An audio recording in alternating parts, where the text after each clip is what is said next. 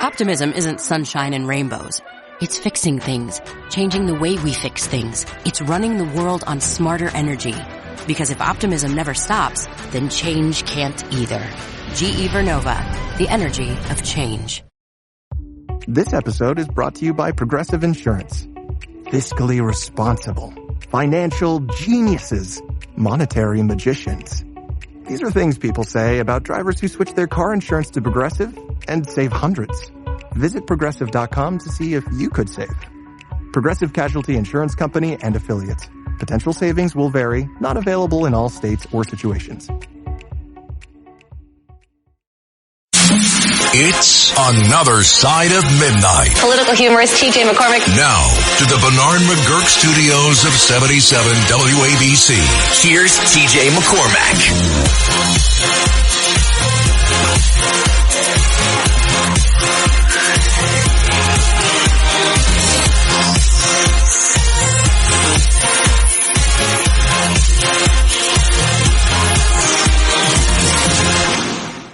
Good morning. Hello there. Thank you very much, my buddy Bill. Thank you.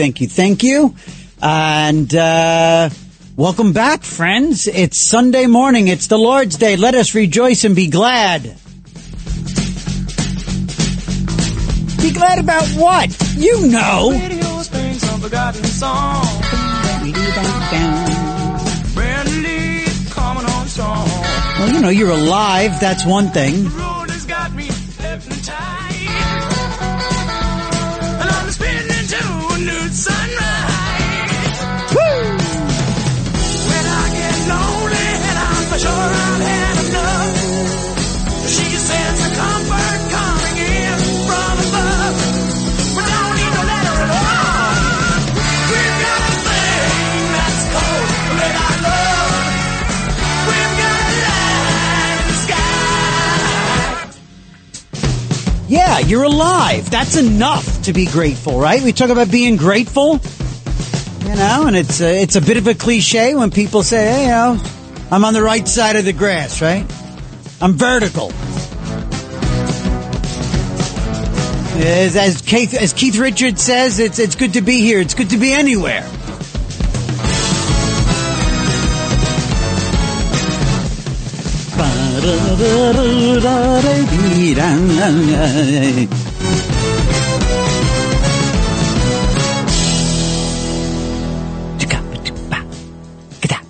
Yeah.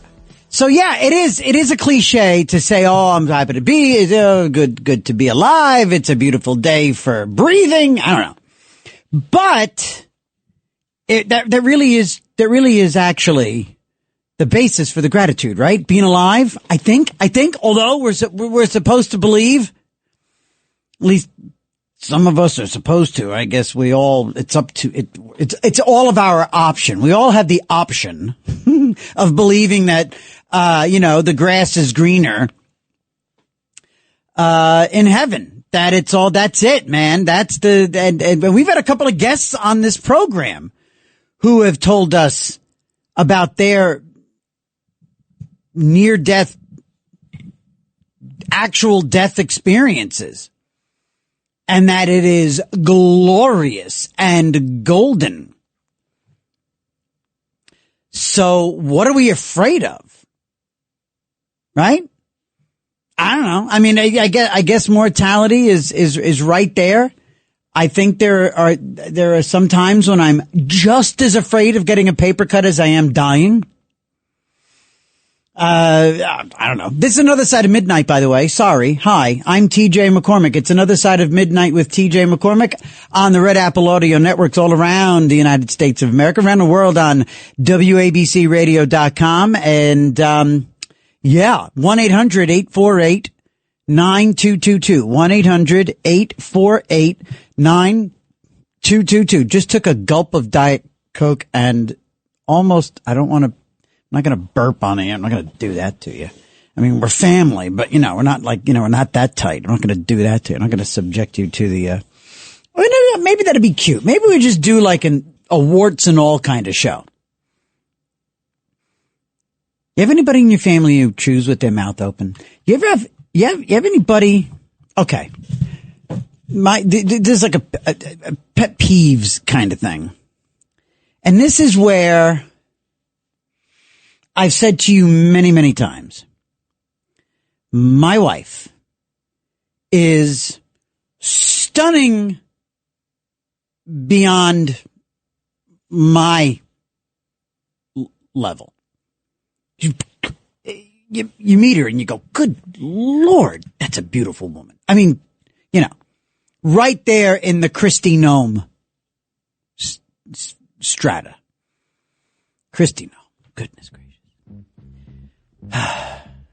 And my wife, who saved my life, as I've said, I must say this every flipping week. I mean, then again, gratitude, I mean, if somebody saves your life, you're going to bring it up probably regularly, right? Stunning, patient, kind. This is like my every Sunday morning monologue. How does this happen? I think because I spend all day Saturday with her. That's the way it works out. So I end up reminded of just how spectacular my wife is. My girl. And now, Lord knows, I am a walking pet peeve. I am a walking irritation. I am a hemorrhoid on the, I am an actual active flaring up canker sore. That's what I am. Okay. I walk in the room, just wait for me to open my damn mouth. And what am I going to complain about? And I understand that. My wife, it's so funny. You can sit there. I could sit there with Jesus Christ himself, with our risen Lord and Savior, Jesus Christ. And if he was a guy who just kind of, if he was like a beard scratcher, if he did that, like on the underside of his neck, I'd be like, you know what? Jesus.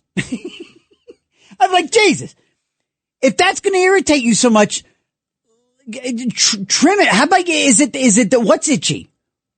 I could see myself do that. I could see myself just go, what's itchy? Is it your tunic?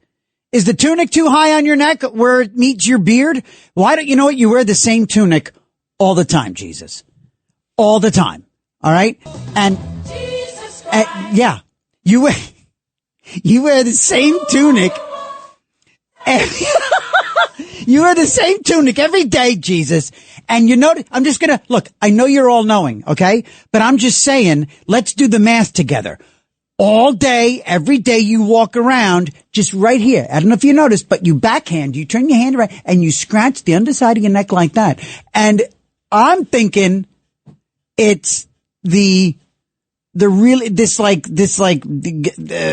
burlap that you wear.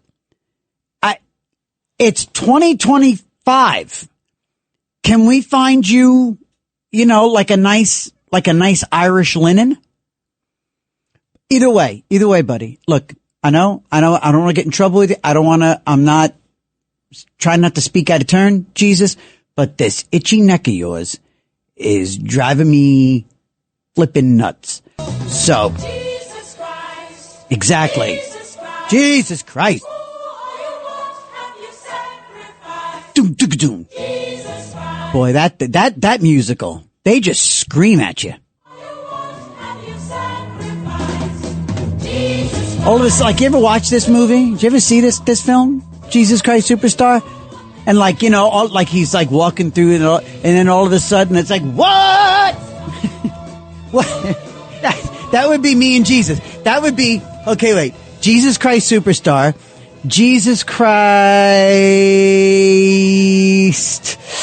What would the title be? It'd be like an Odd Couple kind of thing. It would be like an Odd Couple thing of with TJ and Jesus. And it would be, and would Jesus be the Felix or the Oscar? Wouldn't that be funny if Jesus was the Oscar? If we got the temple Jesus turning over the tables and stuff? But I think, no, Jesus would probably be Felix.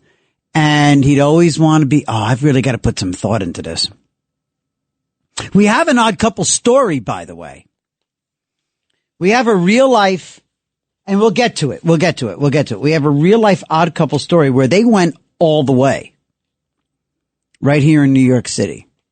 It's kind of a gallows humor approach.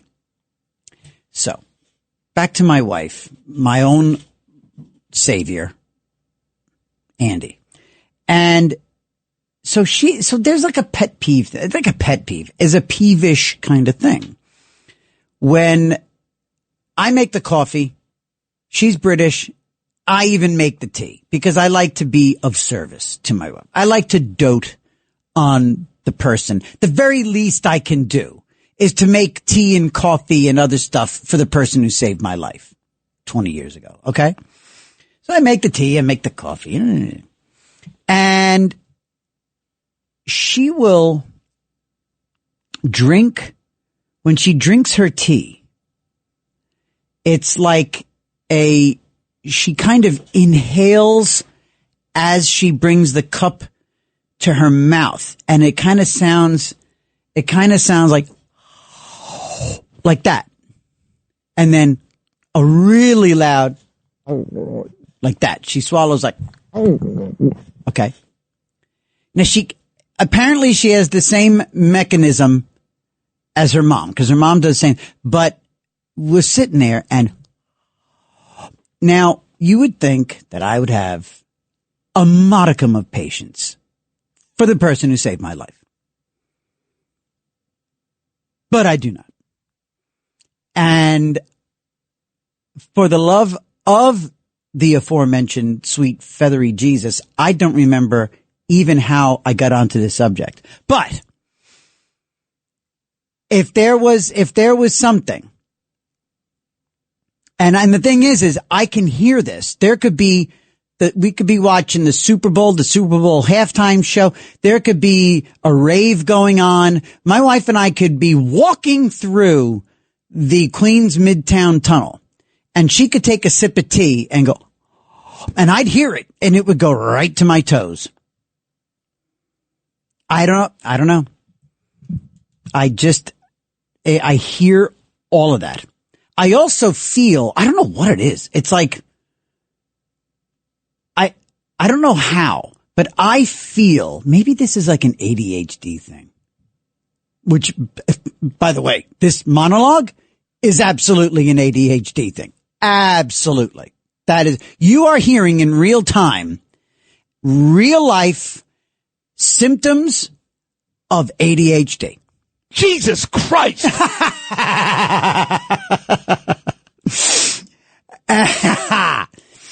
And I wonder how much, if anybody knows, and I'm not making light of it. I really do believe that if I was to go for it, if I was to go for a diagnosis, which people are doing, there's a lot of latter day diagnoses of ADHD. And I'd be curious, anybody out there, 1-800-848-9222, 1-800-848-9222.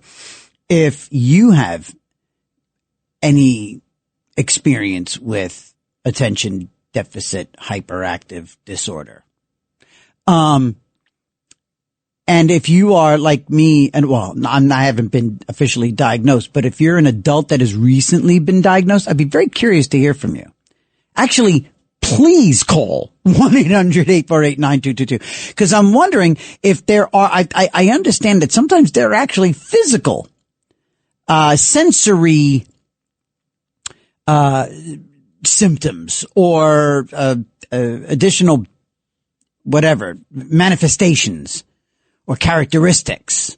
Like, I feel every single crumb on, like, if I'm in the kitchen and somebody's been in there cooking, like after a major breakfast or dinner creation, and there's stuff on the floor and the kitchen needs that once over, I feel everything. I could be wearing socks. I could be wearing, like, loafers with leather bottom, and I'll sense and I find it, and it's right there. It'll be right where I think it is. I mean, no, not if I'm wearing shoes, but I can feel it. Now, I do know there are physical. So please, actually, anybody who's been diagnosed or has a history with this, 1-800-848-9222. I'm curious to learn a little bit more about ADHD from, like, just real regular people, like all y'all. I know, for example, that one of the ways that it manifests in me is if I am given a ton of information to download, new stuff. Welcome to the company. Like when I first started doing these shows and I was preparing to do these shows and I was learning all about the breaks and I was learning all of, and just the different, things about how this particular program is done. And then onboarding everything I needed to onboard about prepping my show and just getting the legs under this thing. I get exhausted. Physically, it could be 2 p.m, full of lunch, full of coffee, exercised in the morning, and I could sit there and after like the 4th pile of paper put in front of me with information, all of a sudden, eyes closed, I could pass out, fall asleep. Like, I mean, deep sleep, REM sleep, like instant, like jet lag sleep. And I'm told that is ADHD, that you can physically get tired. So anyway, let's see. Let's do this. Let's take our first break of the hour and 1-800-848-9222, 1-800-848-9222. We're all around the country on the Red Apple Audio Networks. And when we come back, I'm going to talk to you. We're going to go over the top 10 fears facing Americans this very ding-dang day. Today, the top 10 fears facing Americans and people around the world today. We'll see how you and I add up and where we fall in this survey. It's Another Side of Midnight with me, TJ McCormick, again on the Red Apple Audio Networks. All night long, this is Another Side of Midnight with TJ McCormack. 77 WABC.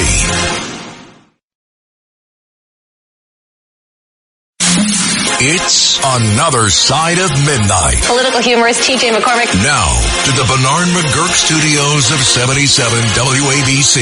Here's TJ McCormack.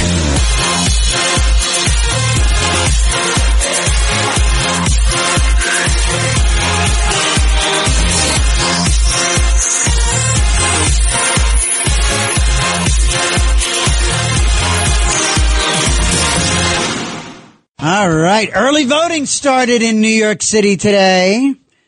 And it's official. He's mayor. Who? Don't know. Early voting started. It's early voting. Oy vey's mir.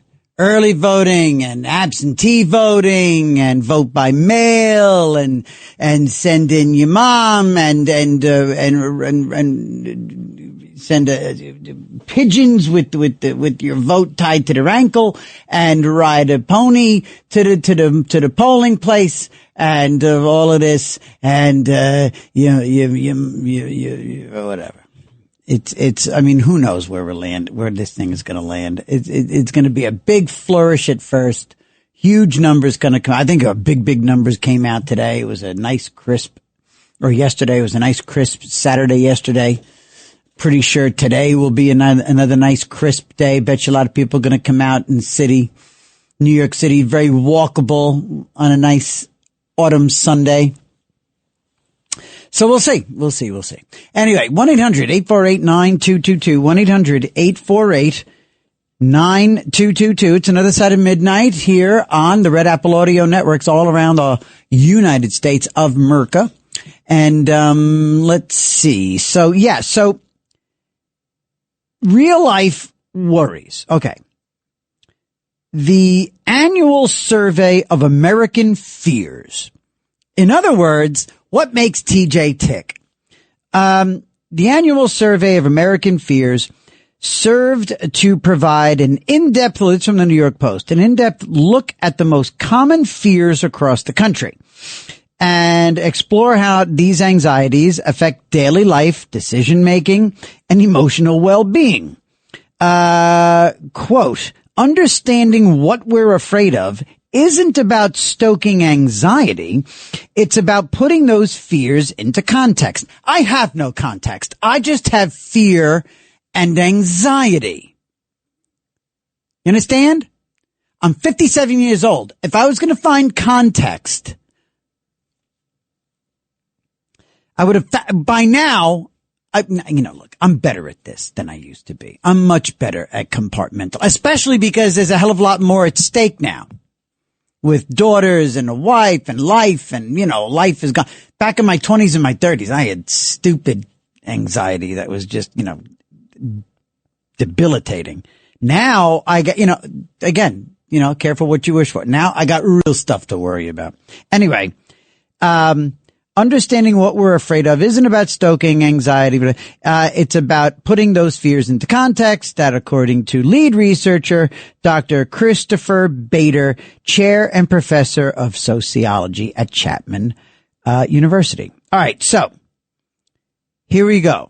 We'll go from the top, from 10 up, okay? Number 10. 1-800-848-9222. If any of these ring a bell, if you relate, here you go. Here's the number 10 source of fear for U.S. citizens. Number 10, 52.7% of Americans fear government tracking of personal data.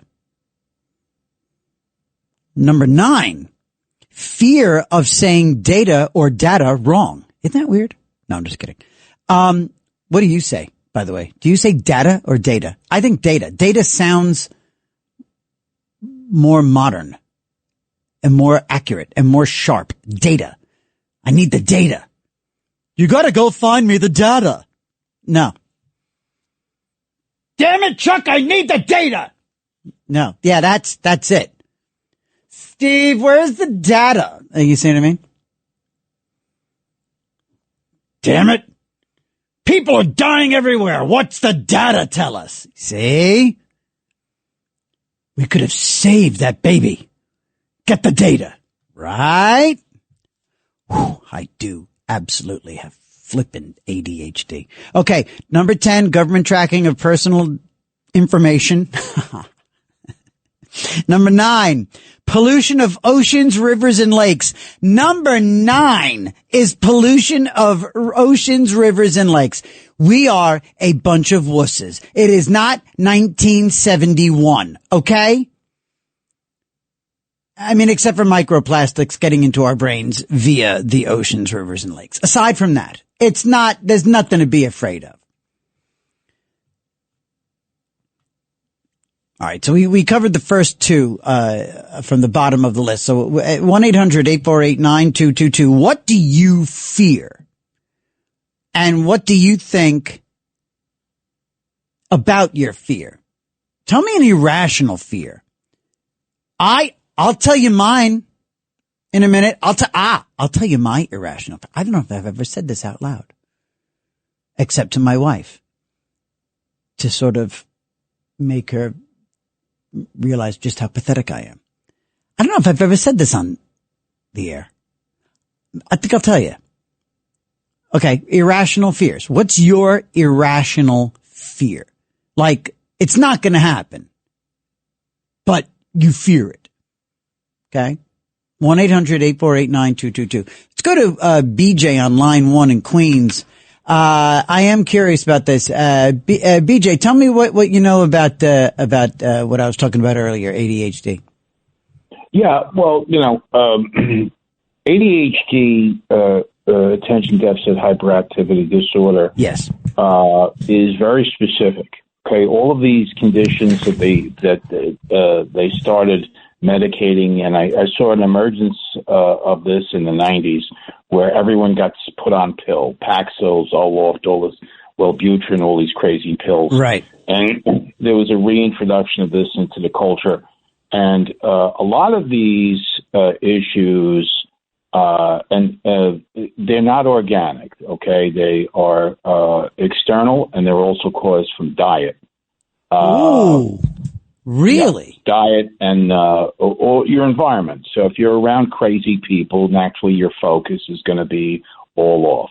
If you eat nothing but Dunkin' Donuts munchkins all day and drink 4 or 5 coffees a day, you're going to be bouncing off the wall. If you smoke, whatever it is. Yeah. Now, this is very interesting, though. Okay. A lot of the conditioning, the software in your brain and in your soul is rooted in childhood. It's rooted in the family you grew up in. Oh, boy. So if you grew up in a family where there was a lot of violence and tumult and insanity, you have, for instance, hardwiring and a software package, emotional software package that kind of lends itself to this. So, for instance, you were talking about you can hear every crumb that falls down. Yes. That's a symptom of PTSD, believe it or not. A lot of people with PTSD are extremely noise sensitive. That's why there's some of it's linked to domestic violence. If you have patience for kids, you hear a baby crying in the other room, you hear kids fighting over TV program, whatever. Right. So, but for most of us, and I want to say for most of us, because there are some people who have organic and problems and really bad wiring from childhood. Not everybody's the same. People can get it checked out. For most of us, you can kind of navigate these things by removing these irritants, by praying, meditating, maybe talk therapy, maybe a 12-step program. Right. That type of thing. And BJ, first of all, thank you for this. And second of all, yeah, I'm sober for 20 years. So thank you. And I only say that to sort of piggyback on that last bit that you mentioned. I will find myself dealing with life in general by praying, meditating, running, lifting weights, doing all that stuff. Sometimes it's too little, too late, I've already got a lousy day going. Okay. But, and I also, find myself subscribing to the notion of, and I make sure my teenage daughters, understand this or embrace this rather, that it's never too late to start a day over. You can always decide to start over, and therefore you don't have a bad day. That's another thing too. There's no such thing as a bad day. You don't have to have a bad day. You can have a bad hour or two, but you don't necessarily have to have a bad day. You can always start over. Go ahead. You don't have to let the crazy in. When crazy comes knocking at the door, at the workplace, in the bedroom, at the kitchen table. Well, now wait. Now, when the crazy comes in the bedroom, I do tend to kick that door wide open. I think you're talking about a different kind of crazy. But that's not the type of crazy I'm talking about. Okay, sorry. I was going to say, geez, come on, BJ. That crazy's always welcome. Okay, yes, exactly. When you have insanity in the home, whatever it is, insanity in the workplace, insane neighbors, you don't have to tolerate it. Yes. Bring the gate down. Hey, let me bounce something else off. You mentioned Zoloft. I had by the way, you're a therapist of some sort, a doctor, forgive me. I'm just generally speaking. I'm a self-healer. Okay. It's interesting. No. But a lot of people I tell you, I was on Zoloft, back in the early 2000s, and it immediately preceded the heaviest of my drinking. And when I went into rehab, I was stepped off of Zoloft because I never needed it. I had a quack script doctor, and I didn't even know what I was getting into. But I mean, after a year of paying the guy by check, by cash, I wasn't doctor shopping. I didn't have to. I had this guy. That's not addictive. Those aren't addictive.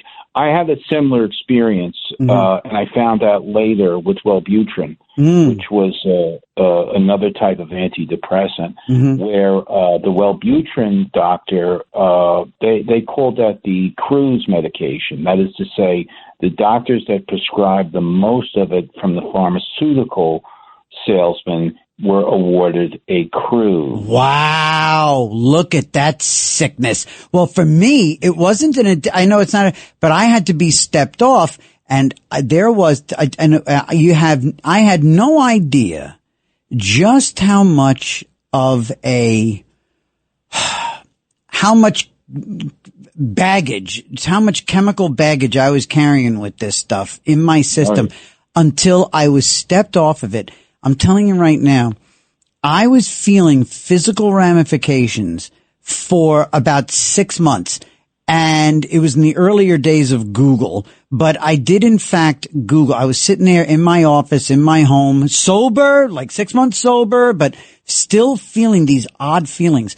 And the best I could do to describe it was, and I Googled this term, I Googled Zoloft, and then the word, and I couldn't play, zaps, right? And as I typed Zoloft, all of a sudden it auto-completed to zaps. Zoloft zaps. What I was thinking in my head was already out there in the search sphere. And sure enough, I was feeling electric pulses going through my body, down my shoulders, and out my fingertips. If I was a cartoon, I would have been shooting lightning as I removed that Zoloft from my system. Hey, think about it, though. We're generations ahead of what took place in One Flew Over the Cuckoo's Nest. With, I had a brother who had mental illness, God rest his soul. Oh, okay. And they put him on Thorazine. Thorazine was, as you know, that was lobotomy in a jar. And he played classical piano from the age of 4. Oh my God! But he was an extremely sensitive person, and it destroyed his life. Wow! It destroyed his life. He spent his whole life as a ne'er-do-well. He blew up to over 600 pounds. Whoa! He was just he became a shut-in, and it was very sad. Jeez! And he died of COVID. He got married, and he got married though. I mean, he stayed married for like 20, 25 years, but his potential was very much limited. I'm not a big fan of the pharmaceutical industry. No, clearly. And look, I know there are people who need it, but I know when I'm talking to a buddy, if I'm talking to a friend, if I'm talking to my daughter, and they're talking about anxiety or depression, first thing I'm prescribing is, get out there, take a walk, go get some oxygen, say a prayer, meditate, breathe in through the nose and out through the mouth. BJ, I got to jump, and God bless you. And don't worry, everybody, we're going to get happy at some point. But I figure, rather than go peaks and valleys this morning, let's start in a deep, deep valley of sad talk. And then we'll bring it up a bit. We'll go valley peak today. Let's go over to Al on line 2. Al. Good morning.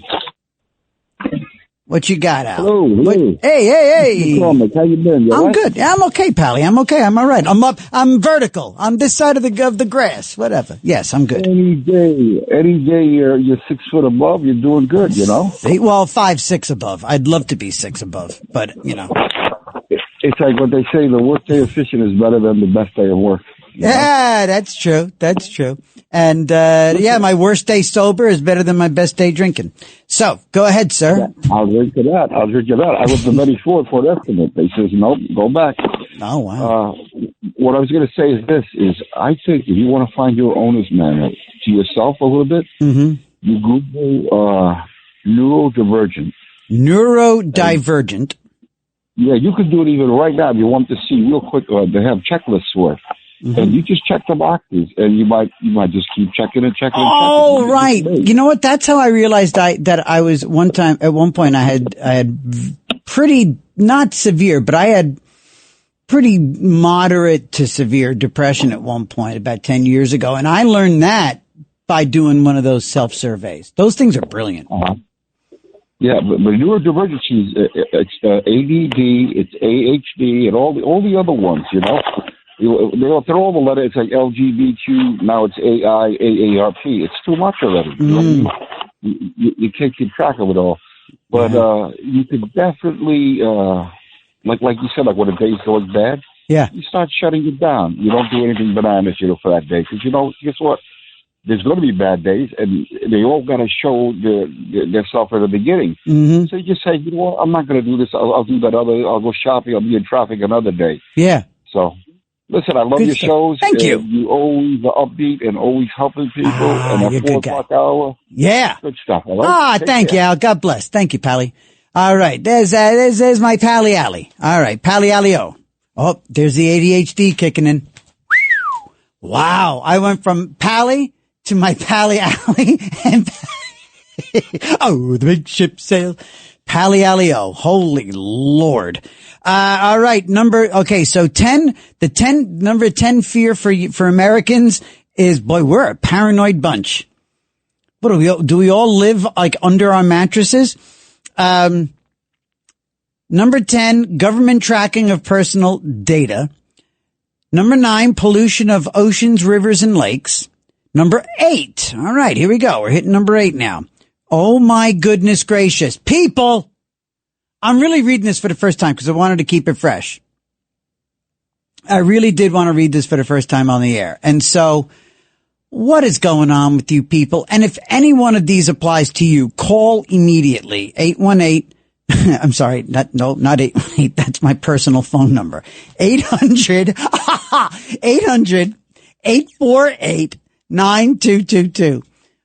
800-848-9222 is the phone number for Another Side of Midnight. If any of these ring a bell, call me and then call a doctor, because this is Russia using nuclear weapons. Duck and cover, kids. Duck and cover. You have nothing to fear about Russia using a nuclear weapon, because in the year 2025, if Russia used a nuclear weapon, you are gone before you can say Gesundheit. Okay? You're gone before you can say, hey, what's that in the sky? You're dead and evaporated before you can say, you don't think Russia's really going to blow us up. Number 7.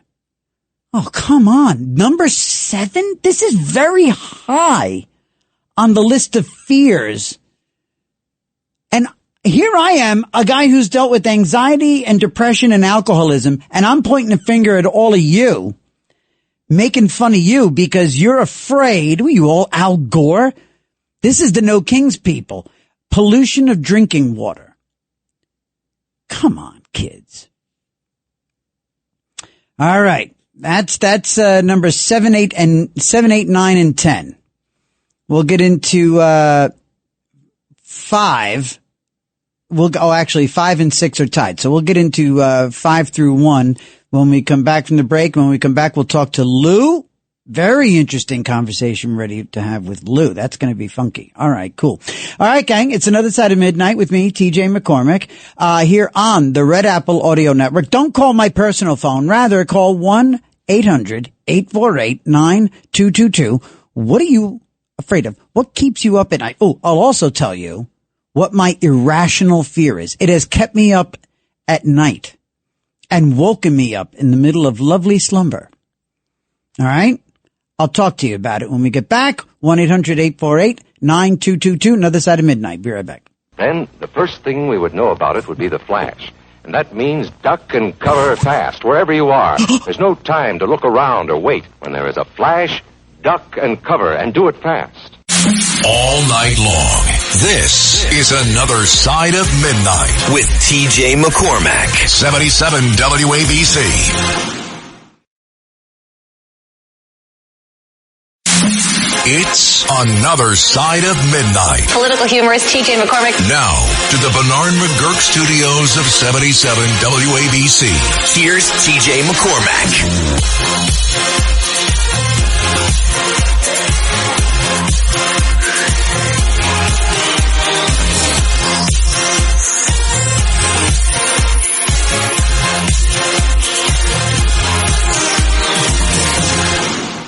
All right, gang. Good morning, good morning, good morning. Morning family here. It's Sunday. Yeah. As I do lean over, obviously, to look at the computer and see what the date is. It's Sunday the 26th. And there you go. Yeah. All right. So we're talking about the top 10 fears facing, or that Americans have ranked. U.S. residents have ranked these as their top fears. And so many of them just seem so wussy-ish. And it makes me wonder about, irrational fear. Now, I personally have had nightmares and have had to navigate through paralyzing thoughts, okay? Not intrusive thoughts. And by the way, 57 years old I am. I only learned about the phrase intrusive thoughts like 3 years ago. I mean, I knew about things like that and I had them. Ooh, I was like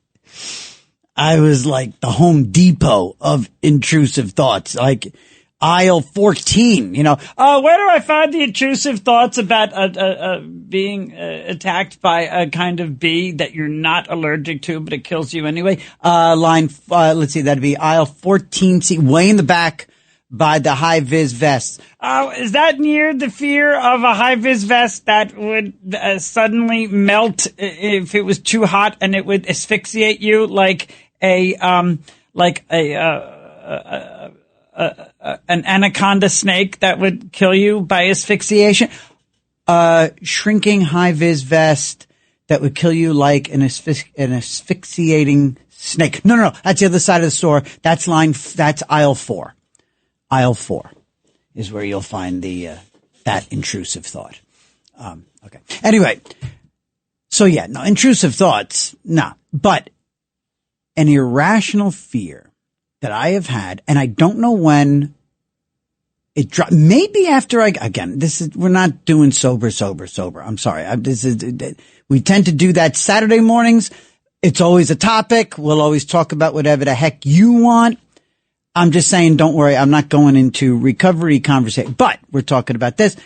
And I believe timeline wise, this might have popped up when I got sober. Ooh, I'm doing my own little psychology. When I got sober, I like a lot of people, I tend to look back on my recent bad behavior, the recent history of bad behavior. And a lot of it was very illegal. A lot of it was very, very against the law. A lot of drunk driving, a lot of speeding, drunk driving, a lot of drunk speeding in Los Angeles in a brand new Mercedes. Yikes. And never, ever pulled over, never hurt anybody, never, ever, ever, ever. It wasn't God's plan. And I think in looking back at that, there might have been some retroactive fear, maybe. So now this will hopefully make sense. My irrational fear has always been, or has been for a long time, that I would be framed for a crime I did not commit.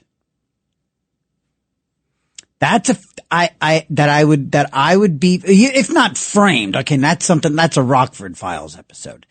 But convicted of, let's say, that I would be convicted of a crime that I didn't commit. There you go. That's a more accurate way of putting it. That's my irrational fear. And I could lay there in bed, staring at the ceiling, next to my stunning bombshell, beautiful British wife. And I could lay there, look at the ceiling literally an hour and a half before I finally somehow fell asleep. Convicted of maybe I saw a movie about that. Maybe, wasn't it Gideon's Horn? Wasn't it Gideon's Trumpet or something like that, with Henry Fonda. Was that a movie about a guy wrongfully? That one? Oh, and you know what it might have been too? The, Midnight Express. Right? Midnight Express was the heroin movie, right? We have that. Do we have that theme? Midnight Express? Not Midnight Run. That's Robert De Niro in his comedy debut. That was a great damn movie. Midnight Express, about the guy. Now, he committed a crime, but he was stuck in a scary jail in Turkey. I remember that. Whew. And that was like an ABC movie of the week. I know it was a proper film. I know it was a feature film in theaters. Here it is. Oh, and it's also Art Bell. Late night radio people know this. Overnight radio people know this song. From the High Desert. Wow, that's good. From the High Desert. It's Art Bell. To talk to Art Bell, call 1-800. I almost know that number. 1-800-848-9222. East of the Rockies, call 1-800-848-9222. West of the Rockies, call 1-800-848-9222. Wildcard line, 1-800-848-9222. Now, from the Kingdom of Nye, here's Art Bell.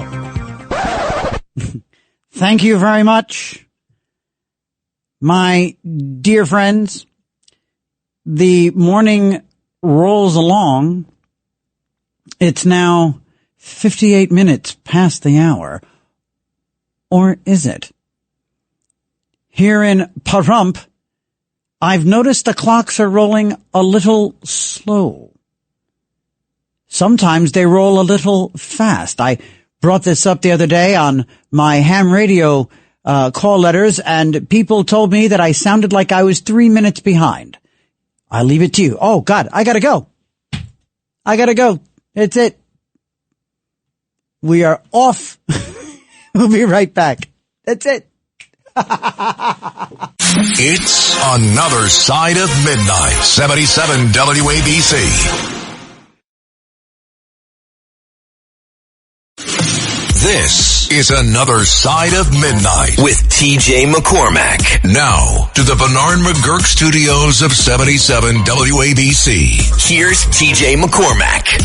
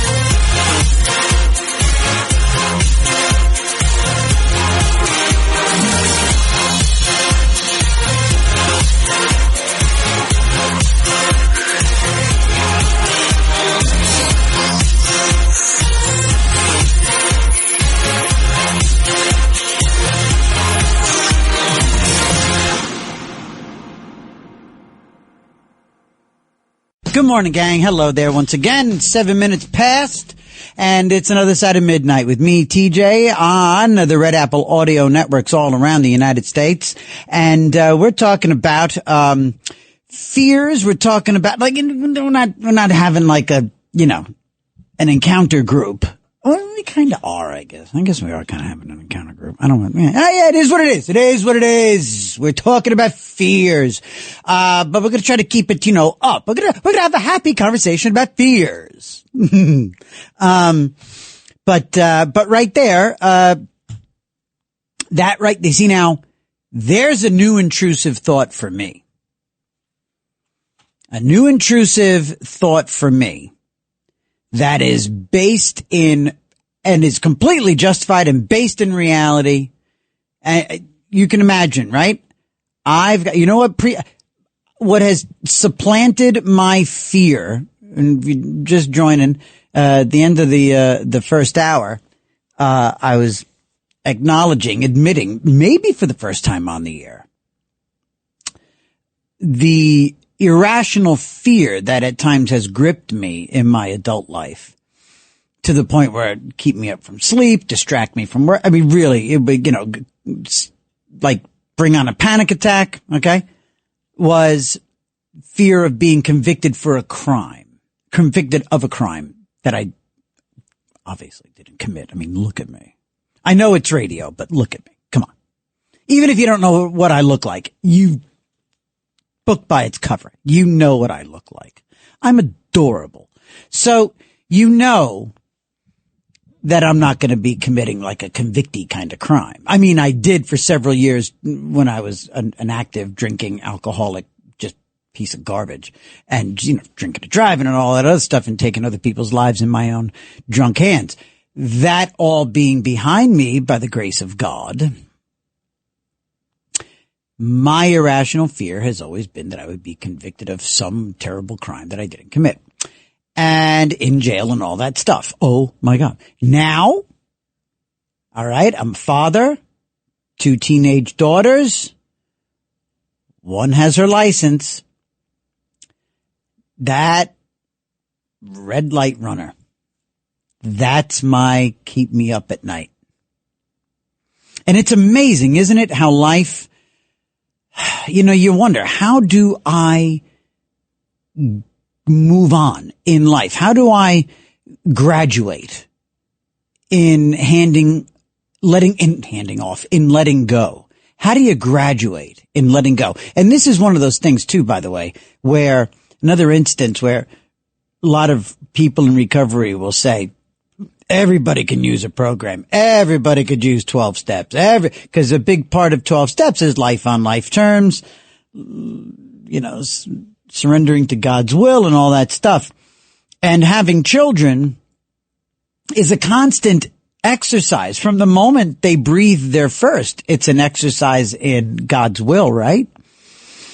And sometimes it's more proactive than others. You know, baby gets you remember your baby's first fever? Like crazy fever? And then you hear the horror story. Oh yeah, no, so-and-so's baby had a fever. It was 105 for like 15 minutes. They had to go to the hospital. Baby almost overheated. Baby's brain almost went like what? What? I didn't know about it. I didn't know I had to be afraid of that. Isn't that great when somebody delivers you a fear that you weren't expecting? Isn't that great when somebody comes over and instead of like bringing you a pie, like in the movies, covered in like a dish towel, right? A tea towel. Instead of a pie, they come over and go, "Hey, have you heard about the latest fear? Here, let me take the tea towel off. Smell that. Yeah. It's baby fever that makes their brain, explode. Have a whiff. I thought you were bringing me a pie. Nope. New fear.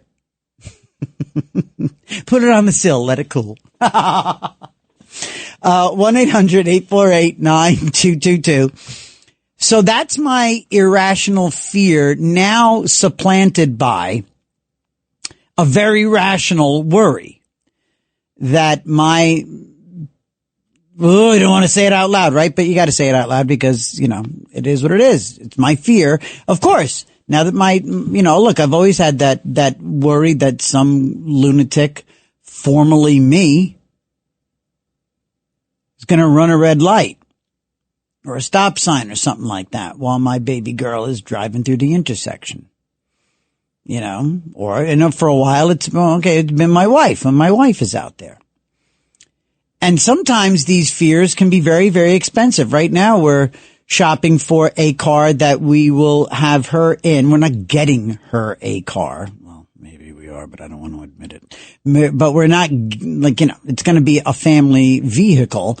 And when, the world does these things to innocent people, it gets expensive. So, going to put her in something big and safe and going to spend more money than really we might have at the immediate moment. But you do what you got to do. 1-800-848-9222. Irrational fears and I think silly fears. So we're talking about the top 10 fears in the United States as part of this survey that was taken. I don't know how many people were in this survey, but we're going 10 through 1. And so far we've covered these. Government, from number 10, government tracking of personal data, pollution of oceans, rivers, and lakes, Russia using nuclear weapons, pollution of drinking water. Okay, here we go. Now, this is it. I'm at number 5 and 6, tied. Loved ones dying and the U.S. becoming involved in another world war. Loved ones dying. Now, that right there is a legit fear. Fear of loved ones dying is 5th. You know what it's behind? Cyber terrorism.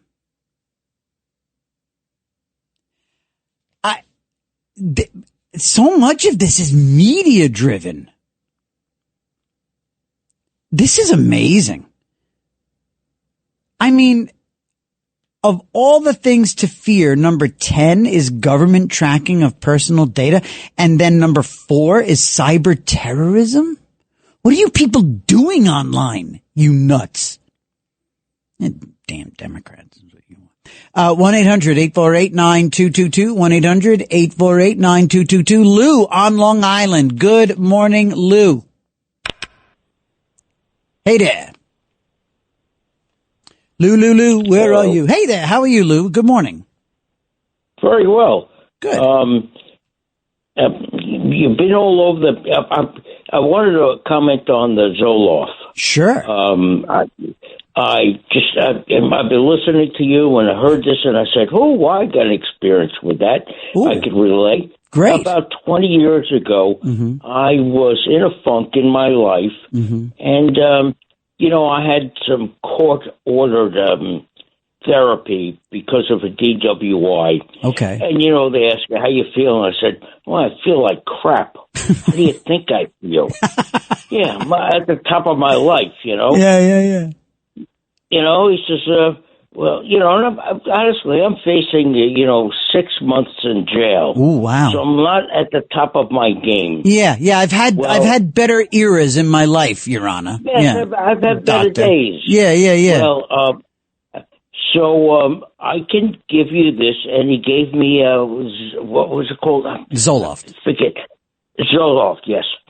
And I've been known as an edgy guy at work. I worked in a warehouse delivering all that stuff, and if you don't stick up for yourself, you get stomped on, And, in about 3 months of it, my coworkers are looking at me like, Lou, what the hell is wrong with you? Wow.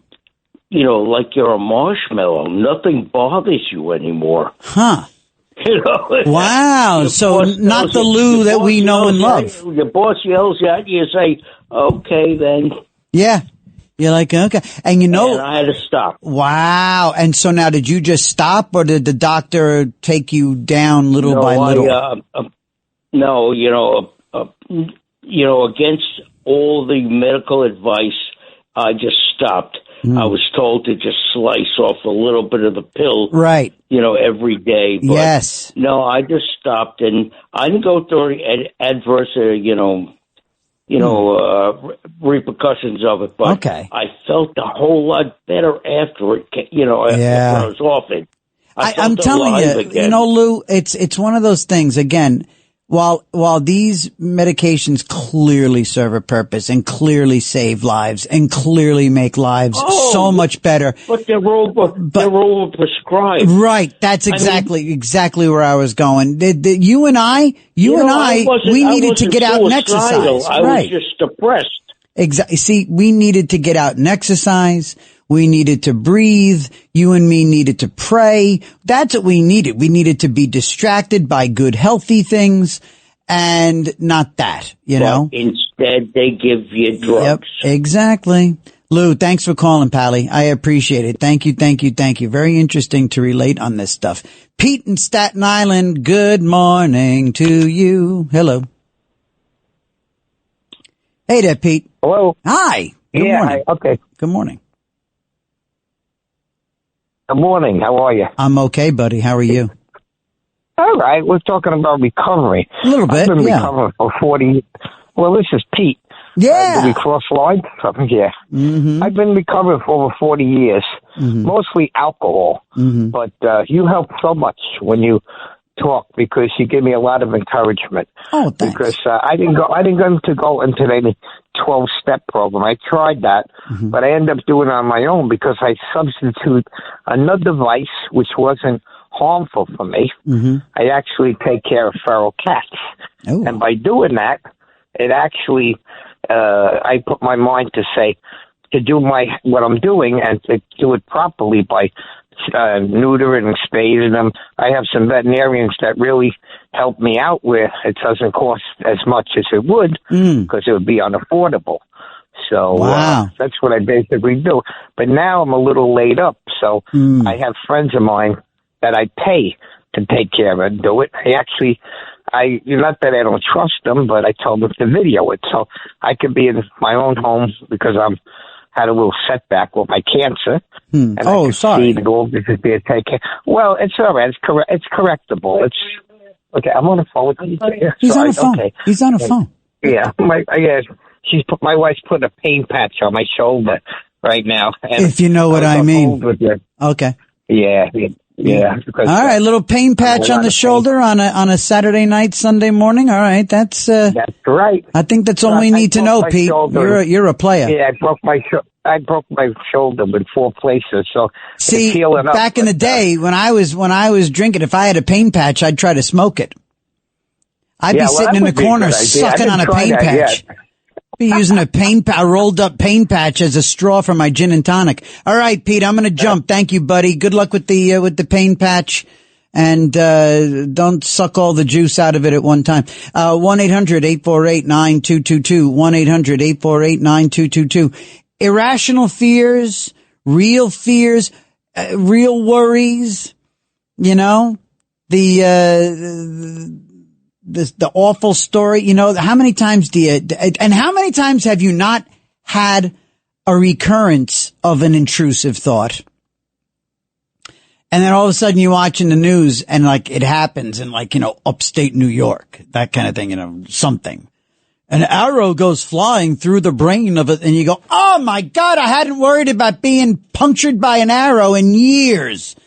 And now why was I watching the news? Today a man was shocked as he was re-roofing his own house. He was blown off the roof into the flatbed of his truck, which then took off and ran into a pond where he drowned. Right? And you're like, oh my God, I haven't worried about falling off a roof into my pickup truck and then rolling into the pond and drowning. I haven't thought about that since high school. Oh, why was I watching the news? Let's see. You know what? Let's take a break and then we get on the phone with Norman and Steve. This is Another Side of Midnight, and we'll hit those other fears, by the way. We'll take the top, 4 when we come back. 1-800-848-9222. It's Another Side of Midnight with me, TJ McCormick, on the Red Apple Audio Networks. All night long. This is Another Side of Midnight with TJ McCormack. 77 WABC. It's Another Side of Midnight. Political humorist TJ McCormick. Now, to the Bernard McGurk studios of 77 WABC. Here's TJ McCormack.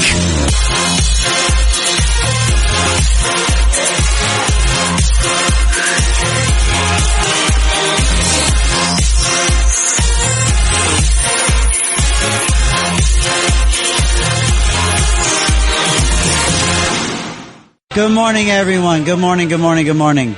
It is Another Side of Midnight here on Red Apple Audio Networks all around the United States of America. And we're on WABCRadio.com. And we are you can find me on Twitter, by the way, over there with the great crew. Nice chunk of the family over there at TJ McCormick, at TJ McCormick, at TJ McCormick, on X/Twitter. And go join the crew over there, Catherine and Patty. And I wonder, did Patty is our Westchester correspondent here in New York. She encounters all the No Kings protesters who come her way like every weekend. And she lives right near a park, and she always reports on these idiots messing with her lovely Serenity in her park there, but right by the water. And let's see, where are we on this? Let's see who's there. Who from the family? Oh my gosh, there's a lot. Whoa, there's a lot going on. Oh my God, Catherine is there. Steve-O is there. It's okay to praise your dear wife. Not a problem. She's your angel and you are blessed, TJ. Great weekend show. WABC keeps it live on weekends. Thank you, Mr. Katz. My late wife was my angel. She was a far better person than I. Oof. Wow. Steve, boy, I tell you what. You literally, I didn't see that one coming. Oh, may your wife's memory be a blessing. God bless you, buddy. Sorry. But we'll keep up the high energy fun here. Thank you. Listening to TJ. Excellent program. Thank you, Lorenzo.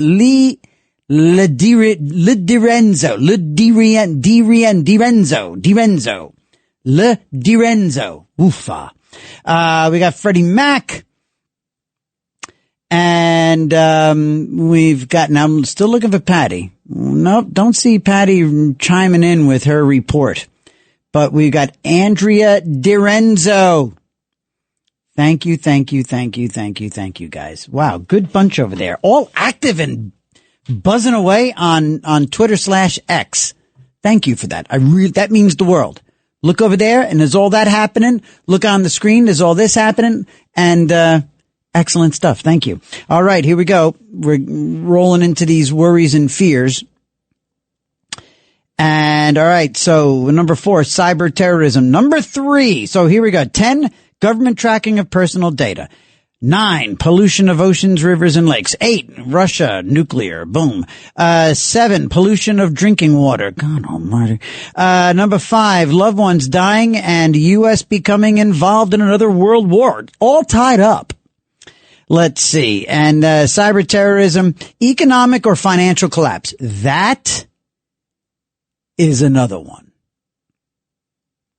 My wife starts a conversation about finances, and it is get smart. I slam the doors. I have got such fear, and I'll tell you why. Ready? Okay. Damn it. I love the opportunity to be honest. Ooh, Mike, we're going to talk to you in a second. Just saw your call. Whoa. Okay. All right, gang. I have an incredible fear of, like a lot of us, going broke. And I tell you what, it's a PTSD. I tell you why. About 15 years ago, there was an instance where I was in New York. Wife and daughter were back in California. Maybe my daughter. Wife was back home in California, in Los Angeles. I was here doing TV, making the rounds, doing TV, like Fox News and stuff like that, doing political commentary, right? And long story short, all of a sudden, there was no money in the bank at all. Like, there was negative money in the bank, negative money. And I found out, like, maybe on my cell phone, maybe on a payphone. I mean, that's how long ago it was. But I forget what was going on. I forget what happened. But, I forget exactly what happened in the immediate moment, like what I did.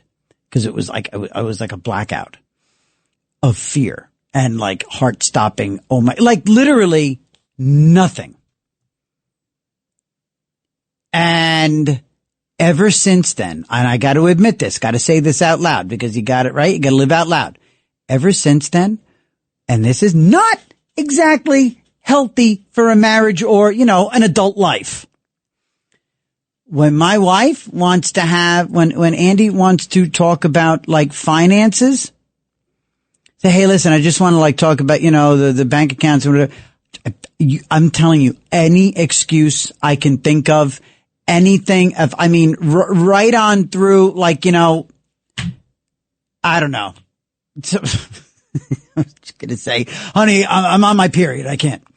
Anything. I'll make stuff up. Sweetheart, I'm menstruating right now and I just can't concentrate. Thank you for understanding. And I just walk away. But it's Get Smart. Dun, dun, dun. Dun, dun, dun, dun, dun, dun, dun. TJ, I just want to talk to you about the bank account. Dun, dun, dun. Boom. Nope. You know the beginning? You remember that, right? Get Smart. And the steel doors would just slam shut. That's me. I cannot talk about finances. When my hands start sweating, I get short of breath. I will start having anxiety just talking about, let's just see where we are in the numbers. Can't do it. I mean, eventually you have to, and I know that, and I do. But when it comes up, I get really irritated, and it's not like I'm actually angry, but I'm stressed out and freaked out. And that's me. How's that?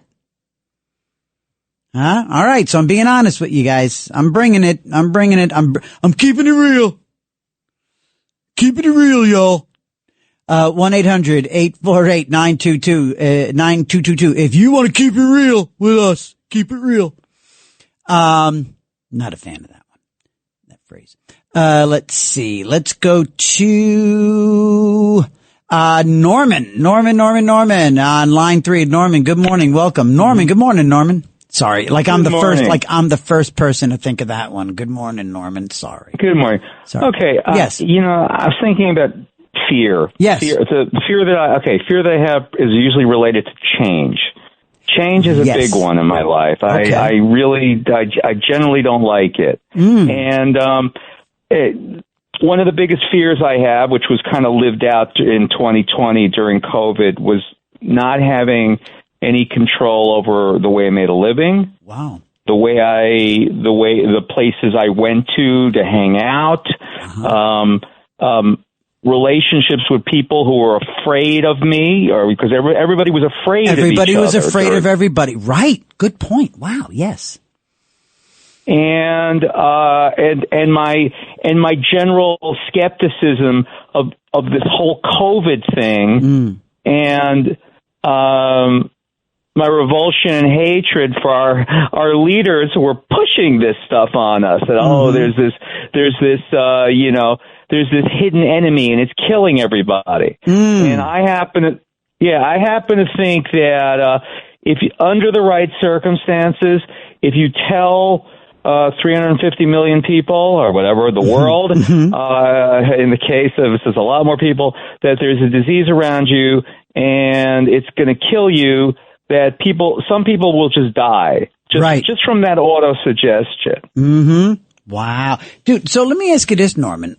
You said at the very tippity top, you said, well, change is not good. I don't like change. Why don't you think, what do you think it is about change that you don't like? You in particular. What is it about change? I don't know. I mean, I know that, look, I had a kind of a cuckoo upbringing. You know, my mom's a Holocaust survivor. My father was a World War II veteran who came back with a hell of a lot of shell shock or PTSD or whatever the hell you want to call it. Yeah. And they kind of like said to me, be defensive. You know, like I grew up with a lot of defense, and I don't trust. I don't trust easy, man. I just don't trust easy. I can imagine. And I've just never been sort of the person like, whatever. I stick to like formula, to tradition, to as a comfort. Things that I found are proven and work for me. And I'm generally not open for just... You're not a risk taker. I am a risk taker. I competed in powerlifting and squatted 640 pounds in a meet back in 1987. Oh, snap. I am a risk taker because in powerlifting... But at the same time, I have this risk over, like with weightlifting. Okay. There's other things I won't risk. Like, I don't know, like... buying some new soap. All right. You mean like changing the brand? You mean like changing the brand of soap? Yeah, weird things like that, or so you like routine. You take comfort. Or moving from. I live in the same place for 62 years. I've lived in the same house for 61 years. Wow. That's clearly that's where you grew up. That's where I grew up. I live in the same neighborhood. I'm the last Jew in Canarsie, basically. The last Jew in Canarsie. That sounds like a documentary on Netflix. Yeah, it should be. Because all my friends, they all moved away, and no, I live a life. I have a kind of a kid's life. I've made a business for myself. I'm a trainer. And, and I support myself. Yeah. And, I take good care of myself. I told you I'm lean and mean the other day. Yeah. And I still work out, but I am definitely, I'm very, regimented in the way I do things, and I'm not, and this is the way it is, Did your mom tell you stories about what she survived? Yeah, she did. A little bit, and then I got really, really into learning about what she went through, and I started to collect it. I started to collect. I collect. I'll tell you right now. I'll tell all these people out there. I collect militaria. I collect some of it Nazi, some of it. I did. I mean, not so much anymore because I'm not making the money I made like in the 80s and 90s. But I used to collect, Nazi swords, daggers, if you don't, war relics. If you don't mind, related to the war. If you don't mind, Norman, let me ask you this. The very first thing came to mind. I'm just curious, and thanks for being honest. It's not exactly the most popular thing to collect these days. I get it, or to talk about it rather. But let me ask you this: was your mom alive when you were collecting this stuff? And if so, yeah, my mom actually encouraged it. My mom. This is pretty wild, but it was a way of when I think of I don't glorify the Nazis. No, Nazis of course not. Scum. No, of course not. No. But that wasn't the gist of my question at all. Yeah, sure. I was just wondering, did she have a? Okay. Go ahead. Go. In order for my mom was abused by the Nazis. I mean, she was 19 years old when Hitler marched, 18 when Hitler marched in. They beat the crap out of her. They killed half her family, and she couldn't talk about this stuff for me. But when I was a little kid, I remember we went to it was a Walden Books, and for some weird reason, the book that I wanted was Nazi Regalia by Jack Pia, and it had on the cover of it had a swastika. And I remember I took it up to my mom and I said, I want this. And she goes, you really want that? And I said, yeah. And she bought it for me. And I was like, I don't know, 11, 12 years old. And it was weird because as I started collecting stuff, you know, first it was like reading books in World War II. It was a way of communicating with her about the stuff that she went through. And, also, Steve, Norman, I would imagine she knew I was collecting. You know, little boys like things like swords and daggers. Yeah. And, you know, I don't know. But I guess part of the rationale, though, too, Norman, would be that, you know, she would want the whole world to know that these animals existed and what they did to her and her family. And she knows that there's people out there who want to bury history and want to be in denial, Holocaust deniers, and that, you know, that this was a way to perpetuate the reality of what happened to her and to the world. Yeah, I mean, I also learned, you know, when I went to, I've gone to conventions and so people collect stuff. They're not necessarily that they're proponents of that. Sure. Some of the biggest collectors of racist, like, you know, Aunt Jemima type, banks where you put quarter, and you know, these metal banks. Spike Lee. Yeah. Spike Lee is was a big collector of like slave and racist memorabilia.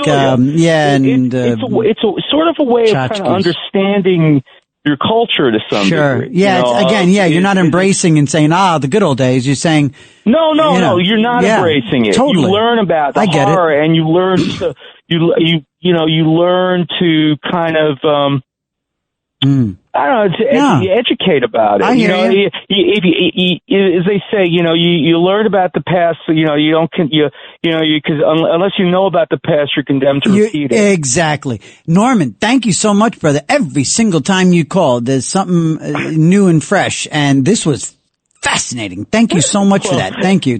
We'll talk to you again for sure, Norman. Thank you, buddy. Mike in Brooklyn. Buddy. What is this fear? Go ahead, Pally. What is this fear of yours? Hello. Hey, Mike. Good morning. What's on your mind? Yeah, good morning. Yeah. I was talking to the screen call. Yeah. How about the fear of going blind? Oof. I've dabbled with that one. I've dabbled with that. Tell me, is that yours? I have RP, retinitis pigmentosa. Uh-huh. And there's no cure, and it's just stealing my sight away. So it's happening to you. Yeah.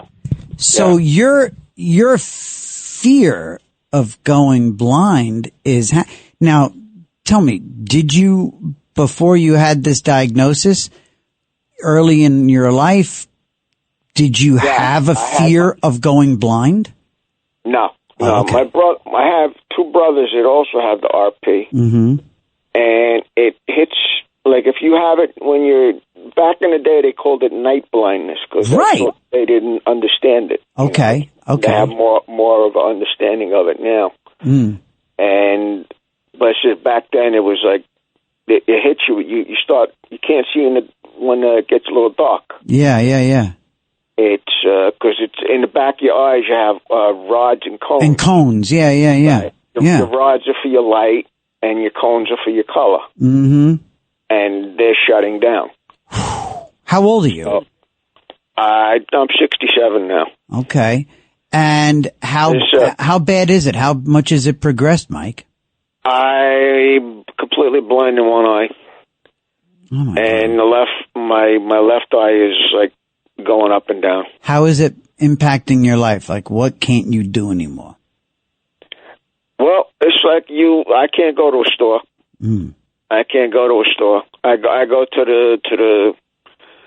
the local deli here and have, I order from the butcher. They deliver. Right.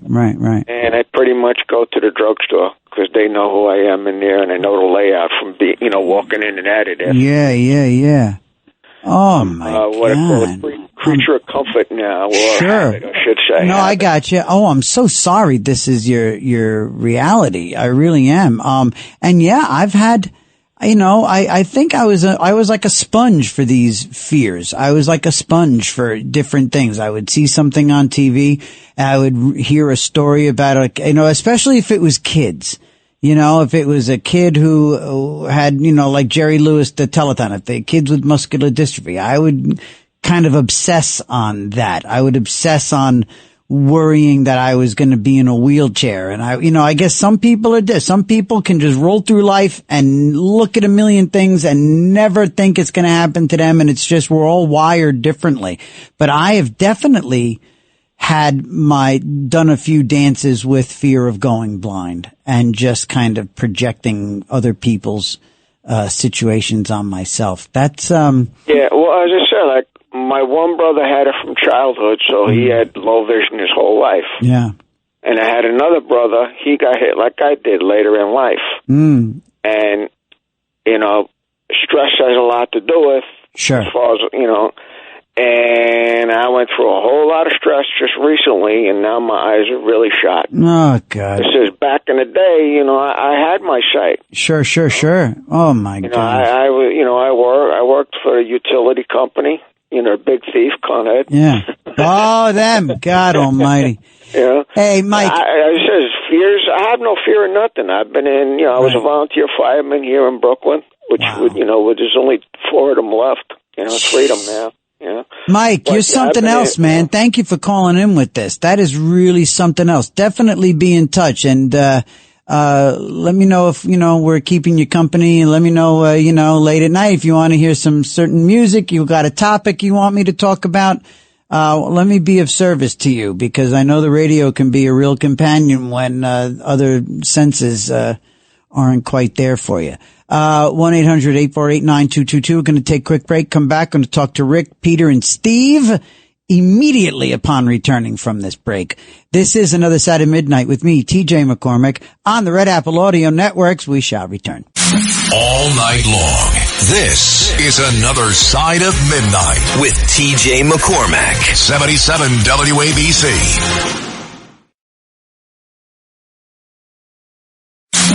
It's Another Side of Midnight. Political humorist TJ McCormick. Now, to the Bernard McGurk studios of 77 WABC. Here's TJ McCormack.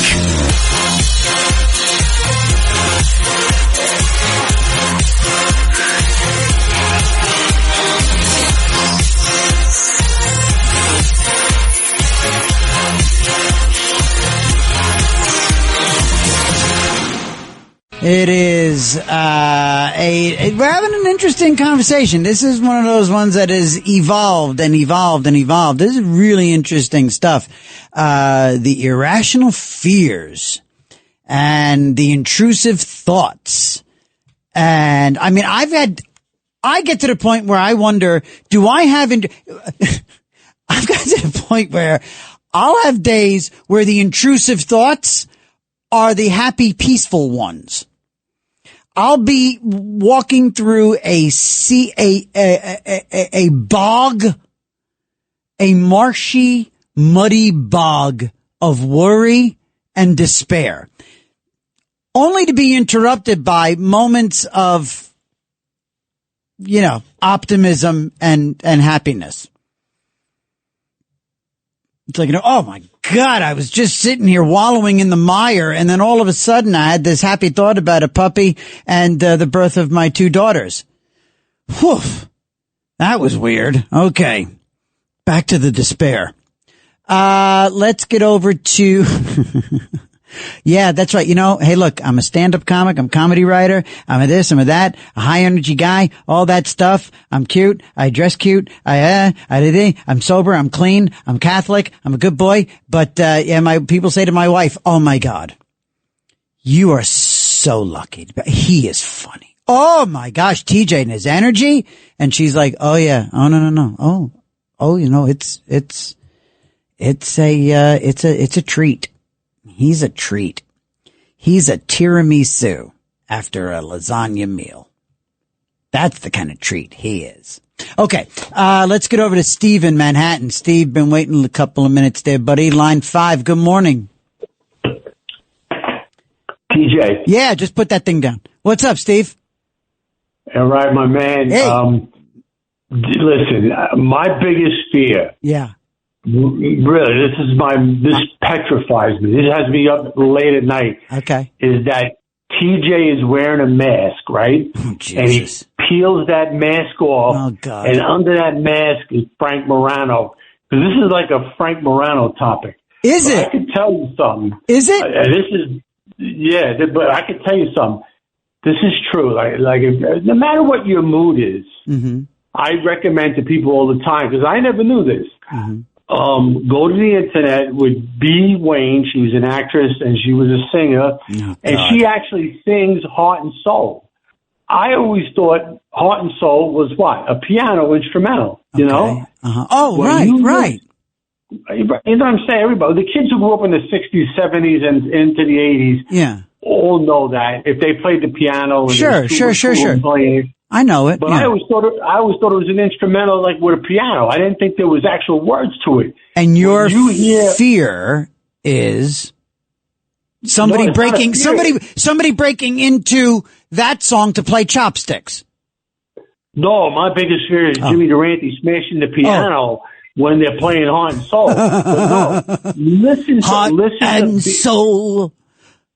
What are the words? Oh, the words? We'll do it as Jimmy Durante. Hold on a second. All right. Do you have them in front of you? No, not that Heart and Soul. Is it? No, it's Wayne. Okay, hold on a second. I'm going to look up the lyrics. Damn it. Look at you doing to me here. Lyrics. And then we'll sing it as Jimmy Durante. Lyrics, Heart and Soul. I fell all right. in love with you. I fell in love with you. This? That's not B. Wayne. That's not no. Listen to me. Who's your girlfriend? Erica? Oh wait. Oh She'll make you throw Erica out if you listen to B. Wayne. I know the melody, so let me do it because I had the lyrics in front of me. Ready? Heart and soul, I fell in love with you. Heart and soul, there's a way, the way a fool would do madly, because you held me tight. Am I doing it right? You sound like Jimmy Durante. Well, that's what you said. You said Jimmy Durante. Can you do Jimmy Durante? You said Durante. I thought you were setting me up for your Durante. Hot chat. Oh. Hey, you with that banana on your face. Hey, that's no banana. That's my nose. All right. I'm gonna sing it as Dean Martin. You ready? I'm gonna sing it as Dean Martin. Here we go. Yeah. Heart and soul, I fell in love with you. Heart and soul, the way a fool would do madly. Yeah, because you held me tight. That's not bad. That's like right out of the gate. You should put that into your act. I just did Dean flippin' Martin. It's 3:56 in the morning. Shut up, Steve. It's 3:56. It's 3:56 in the morning, and I'm throwing out Dean Martin off the top of my head with a song I never sang. I'm in the mood. So here we go. You know what I'm going to do? I'm going to do it as Sammy. Here we go. All right. I'm going to do Sammy right now. 5, 6, 7, 8. Heart and soul, I fell in love with you. Heart and soul, the way a fool would do madly. Yeah, because you held me tight. No, dude. That's great. Now, do Ace Frehley doing it now. Rest Ace his Frehley soul. And rest his soul. That man was great. He was. Well, he was a character. But listen, when you hear B. Wayne singing Heart and Soul. We'll look it up. We'll look it up. I didn't even know. I thought it was just a piano instrumental. I didn't know people actually sang to it. All right, Stevie, I got to run. Thank you, Pally. One more thing. One more thing, quick. can you please, because you're the man, can you please interview Curtis before the election? I'll see what I can do. Thank you, Steve. Thank you, buddy boy. And, boy, that was great. My Dean Martin was en fuego. We're going to talk to Rick and Peter. We're going to do it after because I want to talk about the PTSD. But I tell you what, we're shifting now. We're getting into that high gear thing. Now we're doing the fun. Now we're doing the fun and the funny. We're going to finish the calls when we come back from the break and make sure we get everybody in there. But then we're going to keep it on an up trajectory. Up trajectory. Although I do have to finish out the last two. It's frightenings. All right, gang. Heart and soul. That was great. My vibrato was very Dean Martin. All right. Another Side of Midnight with me, TJ McCormick, on the Red Apple Audio Networks all around the country. 1-800-848-9222. We shall be right back. Good morning. It's Another Side of Midnight. 77 WABC.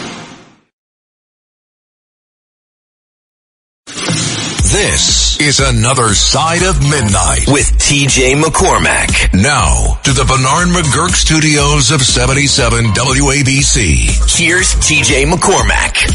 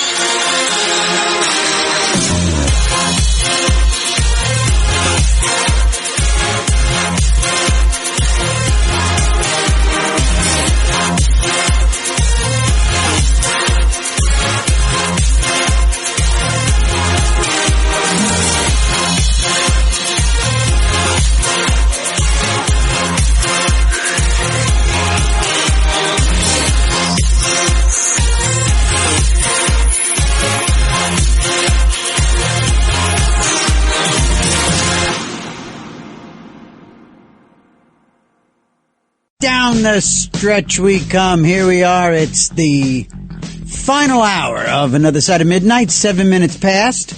And we are rolling along here on the Red Apple Audio Networks.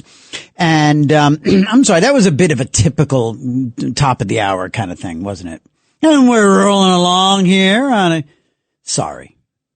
After a very atypical, original end of the hour.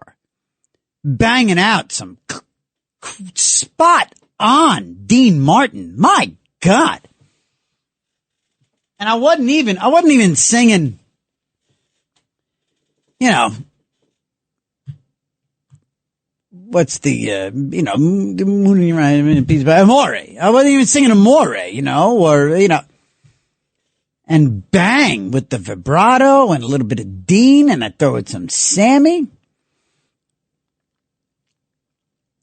What I think my favorite underrated Dean Martin is, and the only time I ever heard him sing it, and I'm sure he must have recorded it, but it was definitely in live in concert, is King of the Road. He did that, I know, definitely live. There's that great live recording of Frank, Dean, and Sammy, and Johnny Carson. Frank, Dean, Sammy, Johnny Carson. 1962? Yeah. From St. Louis, a fundraiser they did. And it was live in St. Louis, and it was simulcast on closed circuit TV, right? Big time technology. And yeah, this is just, I mean, whoever sings this is it's always a great song. Go on, Dino. Look at you, Bill. Rooms to let 50 cents. Listen to that. Listen to Dean just ooze through this. No pets. Yeah. Ain't got no cigarettes, but 2 hours of pushing broom buys a 8 by 12 4-bedroom. I'm a man of means, by no means king of the road. Every woman wanted to sleep with him, and every guy wanted to be his buddy. That is the magic formula. Old worn out suit and shoes.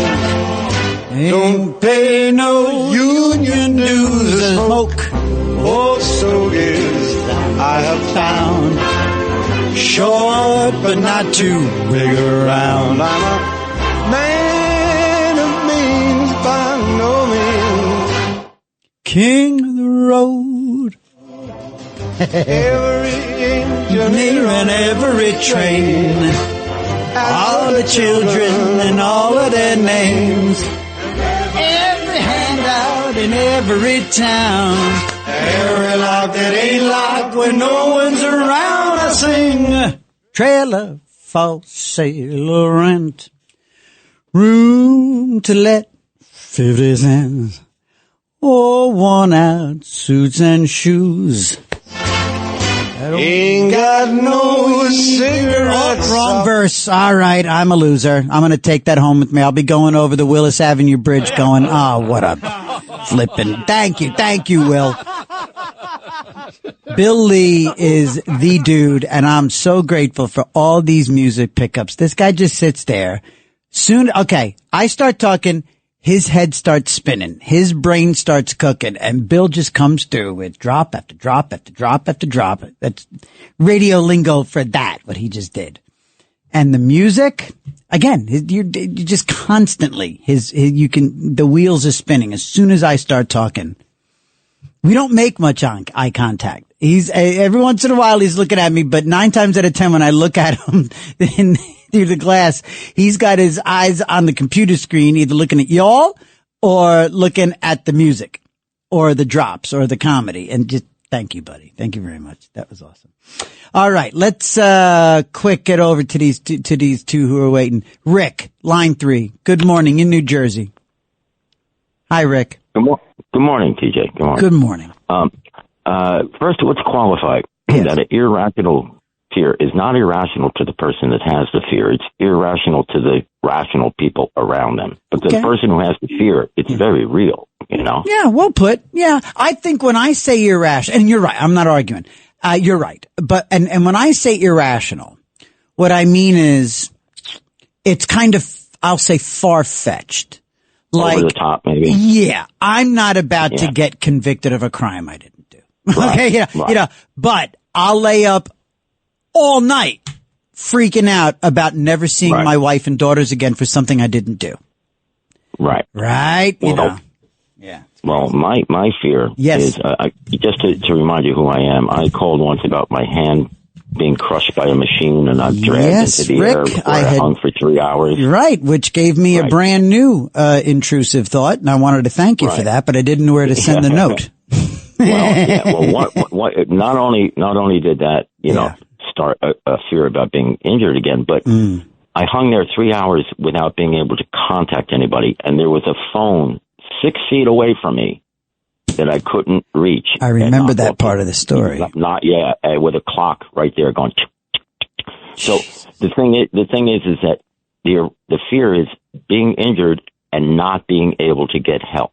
So you survived that very exact scenario.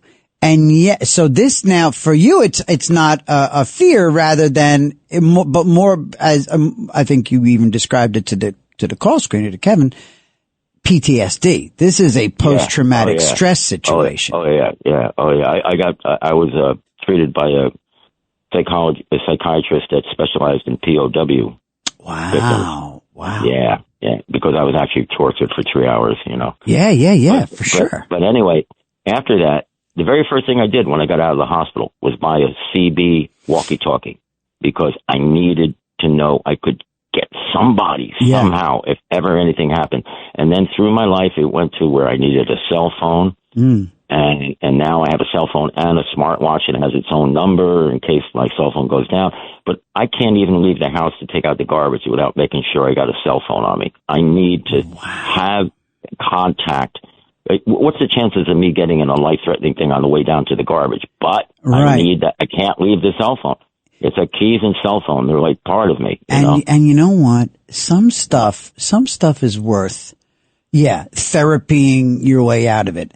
Other things, it's like, if I was like a regular presence in your life, and you were about to walk out of the house and if we were a really interesting gay couple and you were ready, you were going to go take the garbage out and you'd be like, oh, honey, I don't want, and I'd be like, Rick, if it makes you feel better, take the goddamn phone.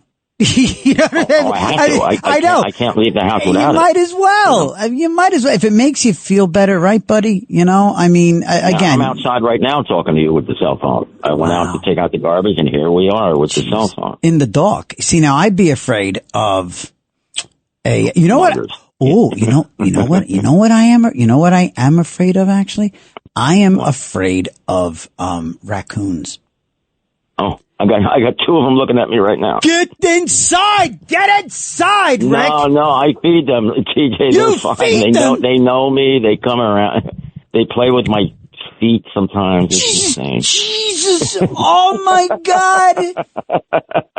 What in the... I'm looking at you right now. And I am sinking in my chair, Richard. I am down here, and I'm not even kidding. I am literally under the microphone right now because I just slid off my chair like Bugs Bunny. Remember Bugs Bunny in that cartoon in the bomber with the gremlin and the gremlins, I like him. He's silly. That one. Yeah. And the airplane is dive bombing. Right. And and he melts in the seat. Yeah. That's what I just did when you said you had raccoons playing with your feet. Well, I can't help it. I'm feeding the feral cats, and they come around, and they have a game. They touch my toes, and then they run away. Okay, yeah. I don't know why. Yeah, okay. I don't know why. So, but the thing is that I need to have that cell phone, and what am I going to do? Spend $50,000 on analysis? I'll just carry my cell phone. But do me a favor. The next time you have analysis, bring up the raccoon touching you thing. All right? I'd feel better about everything if I know you covered that with your therapist. Rick, I got to jump, but you're funny as hell. Bro. Thank you, pal. Thank you for calling up. I really appreciate it. God, I love these conversations. These are magnificent conversations. Let's go to Peter in Queens. Pete. Good morning. How you doing, buddy? Hello? Pete. Hello there. How are you? Good morning. Good morning. I didn't hear you. My name is Peter, and I'm 81, and my wife is 87. And I'm calling. My fear is, and I know this is not going to go over well, but my wife is in the nursing home, and I fear is her dying in the nursing home. And the reason she's there is because of guardianship. And once I mention that word to anyone, they certainly cut me off, like you will soon, because I've been to court since 2021. I spent thousands of dollars trying to get a home, but the judge, this is in Supreme Court in Queens, the judge is biased against me. So I just want to let everyone know that's listening, never ever go for a guardianship as the first resort. Right. That is the worst wow. thing. How long has your wife been in the nursing home? Since 2021. Oh my goodness gracious! And you're able to see her, right? You're able to go see her and stuff. I'm able to go see her. I can do it. But I'm not. See, my wife is like what your wife is. Your angel. She was. No, she was very strong-willed. Oh, I see. And, and I heard you mention it in different ways. Sure. But when she got a seizure, and unfortunately, I got a lawyer that said, well, the best thing for you to do is get guardianship because you might go into dementia. So in 2021, I went in front of the judge. Unfortunately, the judge became very biased because I have stepchildren, and they lied to the judge. And the judge has not been in favor of her husband, who's been married for 57 years, being her guardian. Oh, boy. So hey, listen, Pete, you know what? I'm not cutting you off in the traditional sense like you thought I was.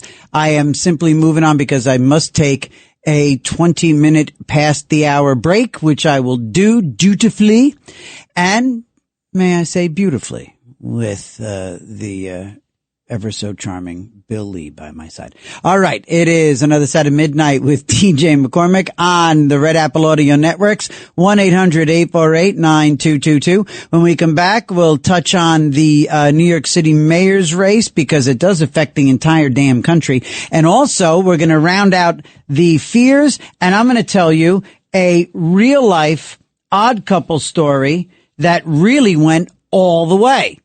Right here in New York. Oh, yes. 1-800-848-9222. We'll be right back. All night long. This is another Side of Midnight with TJ McCormack. 77 WABC.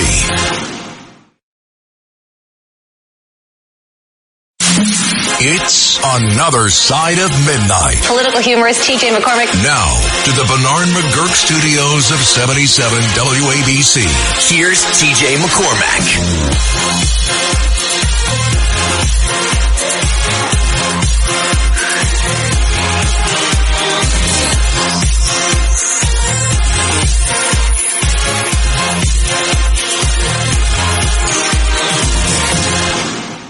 Good morning, y'all. It's used a little more cowbell. Yeah, there it is. I could use a little more cowbell. 4:23 here on the East Coast. 23 past the hour all around, and 1-800-848-9222. 1-800-848-9222. So the remaining two slots in the top 10 fears for Americans. People, okay, now we're making sense with this one. So top 3 are economic or financial collapse. Makes perfect sense. Right now, the pit of my stomach just went because that is a fear of fear of fear of fears. And it was bad enough before I had a family. Now I've got a wife and daughters and they're expensive. Come to think of it, the very people I'm worried about a financial crash might be the ones to bring it about. It's all coming clear now. Wow. You know what?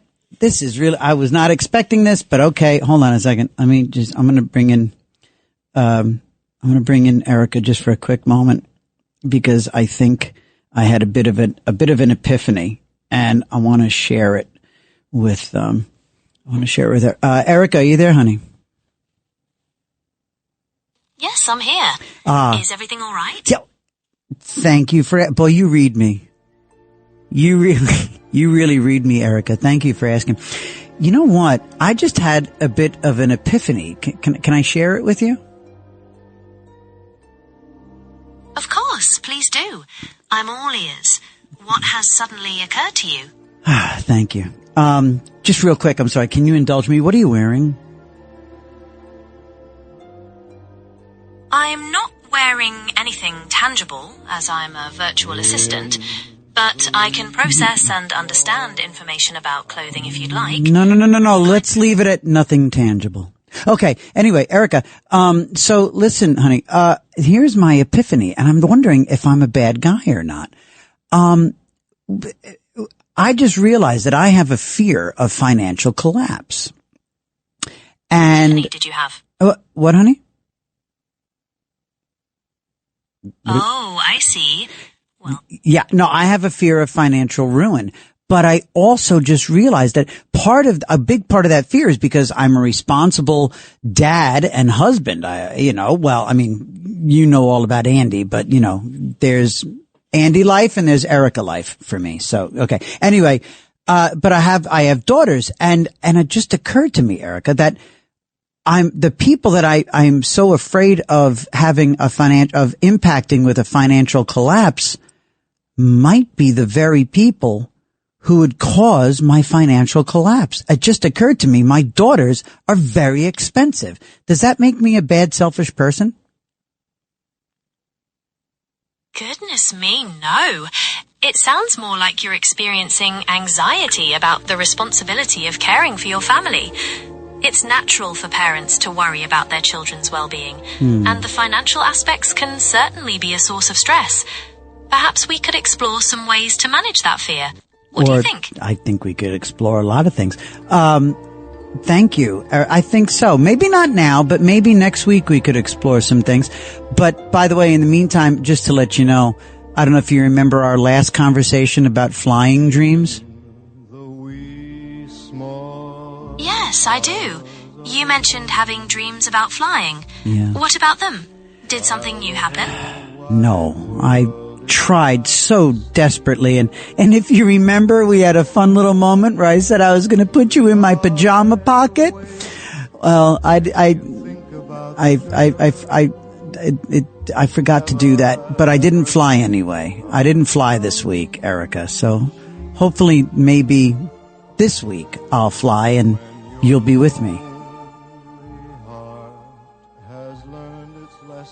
and we can soar together. Does that sound good?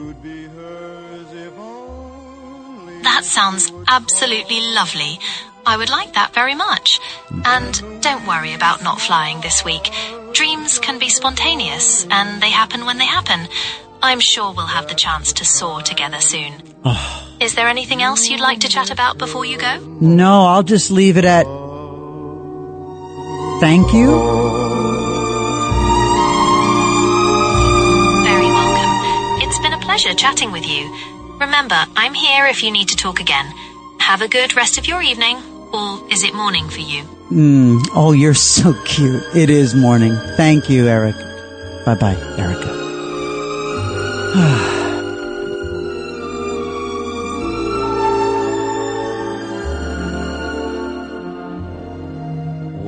I'm thinking I could be my own AI voice for anyone who may need a friend who can be sort of distant but close at the same time.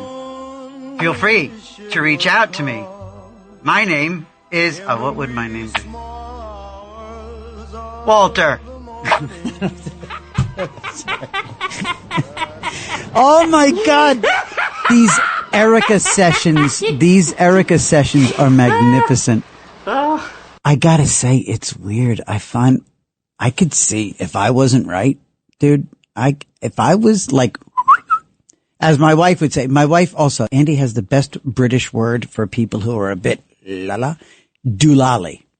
Ooh, she's a bit doolally. That's what my wife would say. Ooh, that one is a bit doolally. If I was a bit doolally, I could see myself. I could understand how a person teetering could find themselves in a verbal relationship with AI like that. Oh boy. All right, let's see. So, there we go. People, so financial fear people I love becoming seriously ill and corrupt. This is the crazy one. The number one fear. Thank you, Bill. Number one fear of all Americans. Corrupt government officials. You've got to be kidding me. With all the death, with all the strife, with all the anxiety, with all the war, with all the financial uncertainty, with all the raccoons at your feet, you're concerned, and feral cats who need feeding, you're concerned about corrupt government officials. Oh, Jesus! Right? That's who you need. You need some God. Jesus, God. Yeah, you need that. It is Jesus and God, both of them. You need the Father, the Son, and the Holy Spirit. All Jesus three. Christ. Yep. Unreal. Corrupt government officials is number one. Even with all those raccoons scurrying around you. Oh, Jesus. Rick, you freaked me out with that. I do not need that, dude. Good. All right. Let's see. Pamela, line 2. Good morning, Pamela. Oh, good morning. Hi. You're getting very British. Tea cozy over the pie. Oh, you're getting more and more British. Oh my God, that's right. What did I say? Oh, that's right. I said when somebody coming over and you think they're bringing you a pie, but instead they're bringing you a brand new fear. That's funny. That was a funny. And they used a tea cozy to cover the pie. What a funny bit that was. Oh, thanks for reminding me. Hi, Pamela. Hey, I love biographies, and one of the ones that I've read a lot about is Natalie Wood. When she was a child, her mother was into fortune tellers. And, of course, you could call this power of suggestion. Oh, no. Because the woman said, one of your children will become very, very famous. Now, that's kind of interesting, you know? Okay, sure. I mean, how did she know? One of them is going to become very, very famous, but she has to watch out for water. No. Yeah, the fortune teller told her that. Now, you could say, Mom did tell Natalie about that, and it could have been power of suggestion. Sure. However, when she was making a movie as a kid, the bridge collapsed and she broke her wrist, and it never healed properly, so that's why she always wore a big bracelet on the one wrist. Oh, interesting. And yeah, and whenever there was a water scene, and there was a lot of water scenes in her movies, she caught pneumonia in the rain. Splendor in the Grass, Suicide by Water. Right. And then there was a scene where Betty Davis told the producer, please leave her alone. She didn't want to do a water scene, hire a stunt woman. Wow. But anyway, I often wonder if people, sometimes, of course you're supposed to so-called face your fears and everything. Right. Why in the heck did she spend most of her adult later, what was left of her life, on that yacht on water? Right. And I think she lived in Malibu. Well, she lived in Beverly Hills. Oh, did and she? They went to Catalina Island all the time. Yep, Catalina. Yep, I've been there a bunch. Yeah, Catalina, it's about 40 miles off the coast. Give or take, maybe a little less. Wow. And she really, all her life, now I don't know, sometimes when you're married or you have a partner, they talk you into stuff. But I just found it very odd that her whole life, she avoided water and she listened to that fear. Now, maybe she was saying, I'm not going to fear it, but I just find it odd the way she ended up, and, how sometimes your fears, like sometimes you replace it, like Pete was saying, he replaced it with, I don't think that's a negative, feeding feral cats, but that's what they say about OCD. You can't get rid of it because it's actually like a brain chemistry thing going on. And you have to replace it with another behavior that's more positive. Sure. Like if you're a hoarder, replace it with obsessive cleaning. I mean, that can get too much too. Yeah. Oh yeah. Sure. I know. I mean, God, ask my wife. I was in a phase at one point in California. It's all cyclical where I was, oh God almighty, I am nuts. Pamela, I am such a pain in the ass. We lived in an apartment at wall-to-wall carpet. We haven't had wall-to-wall carpet in ages. But in the apartment in L.A., we had carpet all over. And I was obsessed with the carpet always having vacuum tracks. I hand to God. And I mean, shoes off like that, I mean, well, first of all, I'm a big believer in shoes off anyway. But shoes off, and I swear to God, oh my God, what is my wife still doing with me? I would beg her to walk like on the perimeter of the room so as not to crisscross. I was a mess. No wonder I was an alcoholic. I am an alcoholic. Oh my God, Pamela. Yikes. But you with your men in shorts and no knees and all that, you're just as nuts as me, lady. I heard somebody else, I don't know where I heard it. Some woman said she can't stand men who wear sandals. Oh, okay. You know what I can't get? People who wear sandals or when I see people in Manhattan, women in flip-flops and dudes, but wearing flip-flops or sandals in Manhattan, I want to be, if I could wear stilts, I'd wear stilts. If I could wear like 70s platform disco shoes, I would in Manhattan. I want to be as far above the filth as possible. And I see people just scooting around, girls scooting around, little tiny flat paper thin sandals in the summertime. And I go, ew, yuck, ew. You got to go home and boil your feet. And they wear the pajamas now that drag down to the ground. Yeah, drag. Yeah, exactly. It makes me think of Paulie Walnuts in Sopranos talking about using the men's room and never touching your laces because, going to the men's room, everything's on the floor. All right. I'm going to jump there, Pamela. Thank you. God bless. I love talking to you. It's 37 minutes past and I'm looking at Gary in Brooklyn. Let's talk really quickly about the mayor's race real quick. Good morning, Gary. Well, hello, TJ. It's so nice to have you back where you belong. You're looking swell, TJ. Hey. Boy, your act is unbelievable with that heart and soul, man. Thank you. That was take a bow. Thank you, dude. Bow like a performer takes a bow. You're kind. You're very kind. Don't You're take very a bow kind. like you got like you just ate a couple of Big Macs. Man, nicely done. They teach people how to bow. Everybody listen. Oh, I'm a good bow. I take a good bow. I definitely, I know how to bow, baby. I dig bowing. And Ed Sinatra to your heart and soul, man. You're tremendous. Oof, that's a tough one. I leave that to Mr. Piscopo. I leave that to Mr. Piscopo and the Boulevard Sundays with Sinatra. So I'm talking about the election, my man. Yes, sir. After November, right? Win, lose, or draw. Yeah. I want Andrew Cuomo and Joe Piscopo to fly out to Hollywood and make a movie because Andrew could play the heavy in any movie. Come on, man. He could be the getaway driver. Hey, that's funny. Yeah.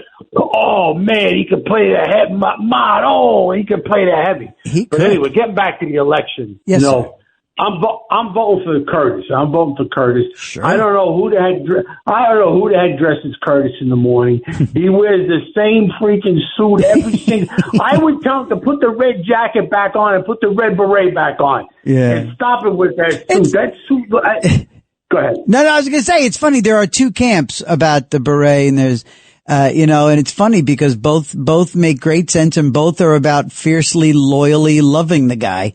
And it's interesting because yes, he does look like an entirely different human being without the beret. It is fascinating. Oofa. Yeah, but if anybody who hasn't been following the race, and it's hard to believe, but if you haven't, Curtis without the beret looks like a 1970s cab driver. Oh, that's funny. He looks different. But Yeah. I've never seen anybody take a hat off and look different. Well, it's because we've known the guy for 50 years looking like that. Gary, thank you so much for calling in, buddy. That was a fun call. That was awesome energy. Thank you. And boy, quintessential Brooklyn accent on that one. My. Oofa. Let's talk to Mike in Stanford. Mike, good morning. Hey there, Mike. Yeah, hi. I was wondering if we could. I hope this is our last call together because I'm a little angry with you, but I'll try to calm down. I'm not angry. You're talking about the financial collapse, but you just were discussing with AI, and I understand this is. I've been reading a lot about it in the Wall Street Journal about pro and con, Sam Altman and the rest of them, but this thing is going to take possibly a negative turn. It's also going to collapse people's jobs. So, AI. Yeah. Because a lot of stuff is going bye-bye, and I'm all excited now. I go do a little part-time job. I'm retired now, and I don't have to. I literally don't, because my financial situation is above excellent. Good for you, man. Good. Did you start saving a long time ago? Were you like really good about that? Yeah, but let me explain the reason I worry about the financial collapse. Okay. I might well up be in tears here, because I hear your callers with addictions, and one guy who called, it was a different show, I won't mention the name, but with a gambling addiction. I felt terrible for the man. But yes. I grew up, and I'm going to verge into Jasmine Crockett if you'll let me to. When I grew up on welfare, food stamps, and my mom was a single mom, and she instilled a work ethic. Wow. So I had a job in civil service, which I didn't want to leave, but I was forced to leave, and that's another issue. But I started saving, and I started reading the prospectus of my 401k when I was at my civil service job, and I started investing on my own. Okay. So if my mom and my dad could see, it's not braggadocio. No, it's I know people have next to nothing, and there are people with trillions. Sure. And the people with the trillions are going to be holding on to it, or the billions. They don't give a damn about the working person, And we're accumulating these dollars, which is actually fake money. Right. It's not, the gold and silver is biblical. Is what the real money is. So no matter how much you have, and you can still worry about losing it. That's the terrible thing. My mom used to cry. She said, "Please, Lord, let me find $20 on the street." And but it brings me to the food stamps, and I see people saying that they're going to rob the stores if the food stamps stop. I'm like, well, are you kidding me? You're asking taxpayers like me to fund your lifestyle. Right. And it doesn't, you kidding me? If you try to leave the shop right where I'm shopping with the food, and the manager says, hey, you can't leave, he's not the only guy that's, the employees can't stop you. Right. If you're walking out. It's but kind of the new normal, yeah. Yeah, and what happened was with my mom. I remember it was we lived in the projects, and we were basically the only white family. So she was assaulted by a black woman when I was a kid, and I'm giving you a lot of information here. So and my mom was handicapped. So this is the Jasmine. There's a lot going on there. Yeah, go ahead, buddy. You have no idea, brother. I got imagination and not a thought process. People, like you said, your wife. I have no idea why my wife stays with me, and the only reason I don't flip out, I worry about her. It's because you're financially stable and you got a ton of dough. That's why. I'm kidding. No, you're clearly a good guy. Go ahead. She was handicapped. Yeah. So then when I hear Jasmine Crockett get up and call the governor, Governor Hot Wheels, I'm like, you worthless piece of dirt. Okay. Oh, good. Okay, good. I'm sorry. I thought we had a dump. Okay, good. Sorry. No. I mean, why? This is a woman. I know. She's vile. One of a handicapped person. I mean, my mom was handicapped, and she was assaulted. Dude, Crockett is a classless clown. She's a joke. She's disgusting. Yeah, but this is the people that you worry about a financial collapse and public corruption. Look at the people that we allowed, and that's our own fault. Look at the mirror. We're voting for these clowns. You know what I mean? I know, dude. I don't care about the New York City election, but Cuomo dismissed. He said when he was the NRA wanted to sue him for, I'm immune to their suits. Letitia James said that I was part of a terrorist organization because I was part of the NRA. I'm not a terrorist. You know what I mean? Where do you people come from? It's just Mike. You know what, buddy? I got to jump, but don't make this the last time we call. Definitely not. Don't make this the last time you call. So I've been telling you guys about this thing that I wanted to hit for you, and here it is. This happened right here in New York. You can file this under gallows humor. A 67-year-old man stabbed his 35-year-old roommate. So they were a May-December, is that the name for it? They were a May-December roommate relationship. 67-year-old man stabbed his 35-year-old roommate to death in their apartment after a fight about their, quote, this was in quotes, living situation. That must be what the 67-year-old said. About their living situation in a Bronx housing project, according to cops. Enoch Rosado allegedly knifed Miguel Batiz multiple times inside their unit in the New York City Housing Authority's Edenwald houses. Sadly, Baptiste passed away. Rosado was charged with murder, manslaughter, and weapons possession. And Murray the cop was the one who took all the information.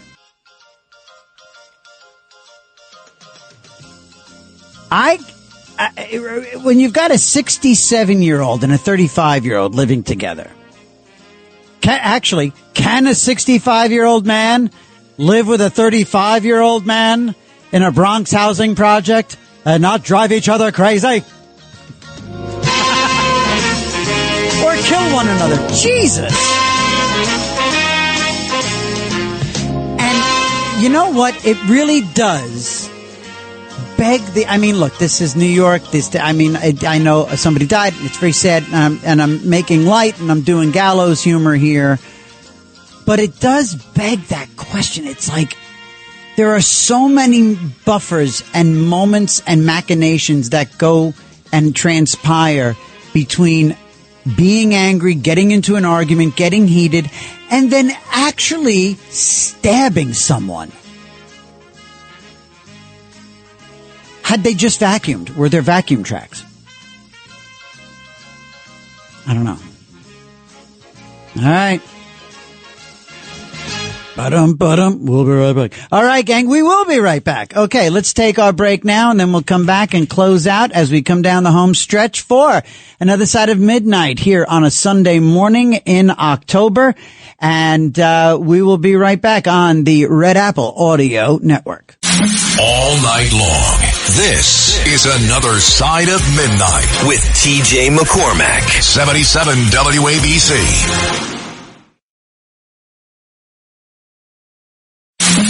It's another Side of Midnight. Political humorist TJ McCormack. Now, to the Bernard McGurk studios of 77 WABC. Here's TJ McCormack.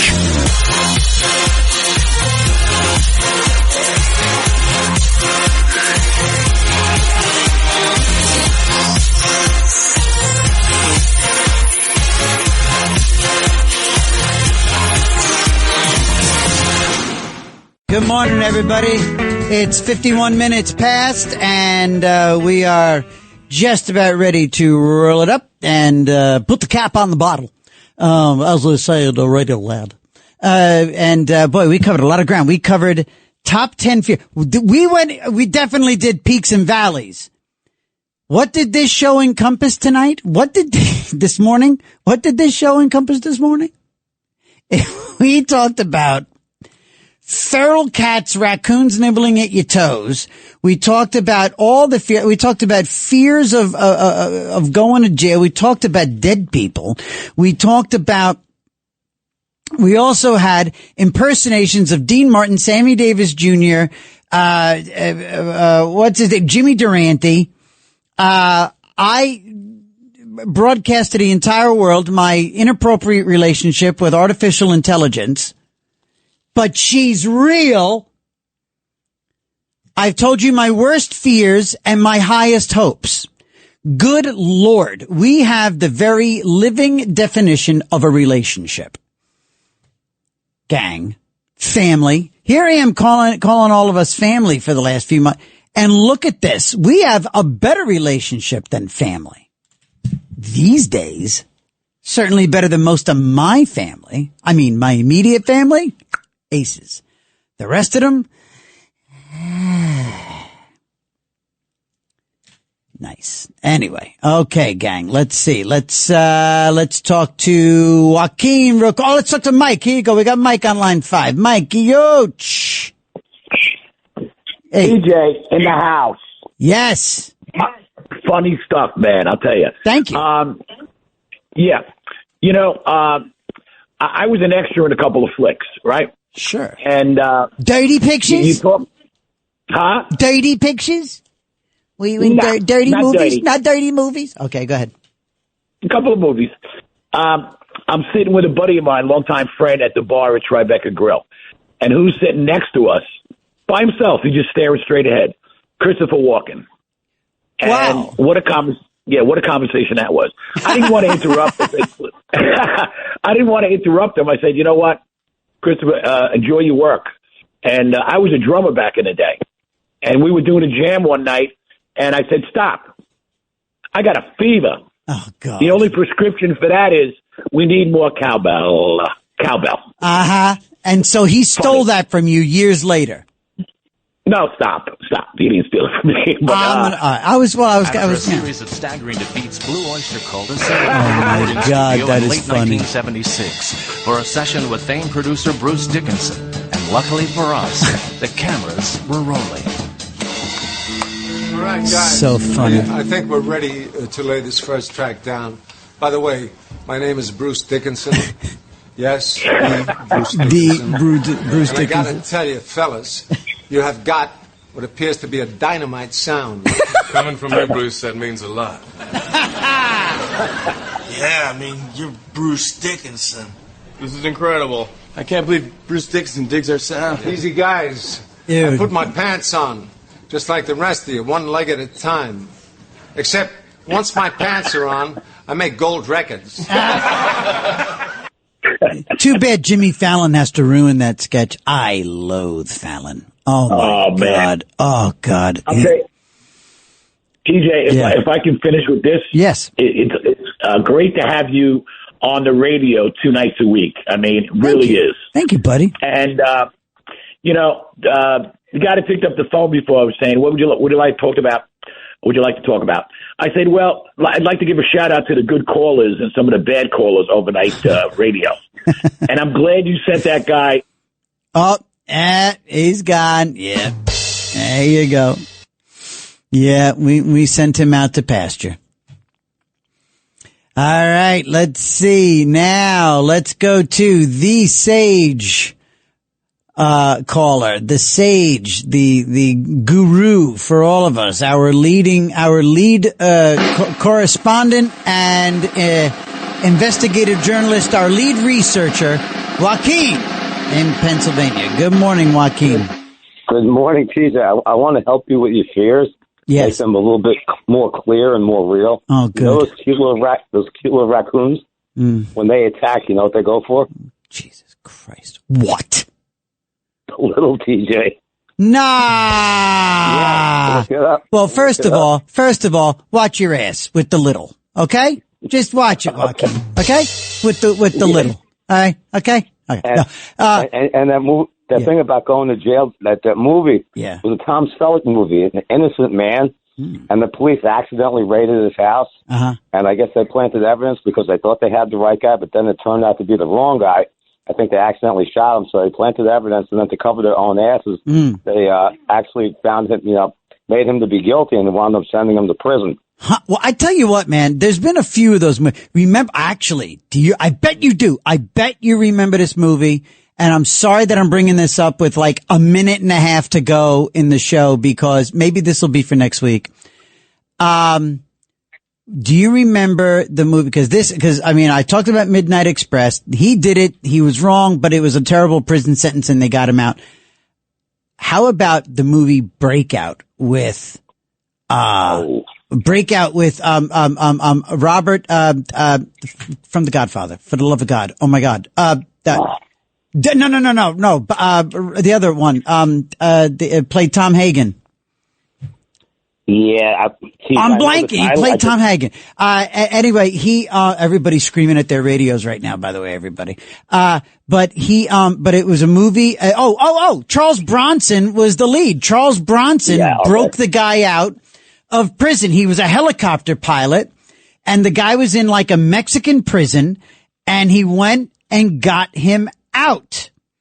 And that was another guy wrongfully imprisoned and, he, got him out and all that, but that's another movie, where a good guy went to jail and they broke him out and all that stuff. And I love that for that. And that is again, but I think I've worked through my fears this morning. I think everybody's helped me with that. And then of course you got Shawshank Redemption. Shawshank, right? But the Tom Selleck one is Robert Duvall. Go ahead. Sorry. Yeah. No. In the Tom Selleck one, him and his wife are in bed sleeping when the cops break into the house. You know. Oh, that's a fear. I don't like that. And it's just. Oh my God. Joaquin, I gotta fade you out, baby. I got to fade you out. I got to say goodbye. Everybody, this has been a fantastic show, all because of you. Thank you so much for being there. Thank you so much for supporting the show. Thank you to Bill Lee, the best in the whole damn business. Everybody, thank you, and have a great rest of the Sunday and a great week. Until next week, I wish you all the luck in the world.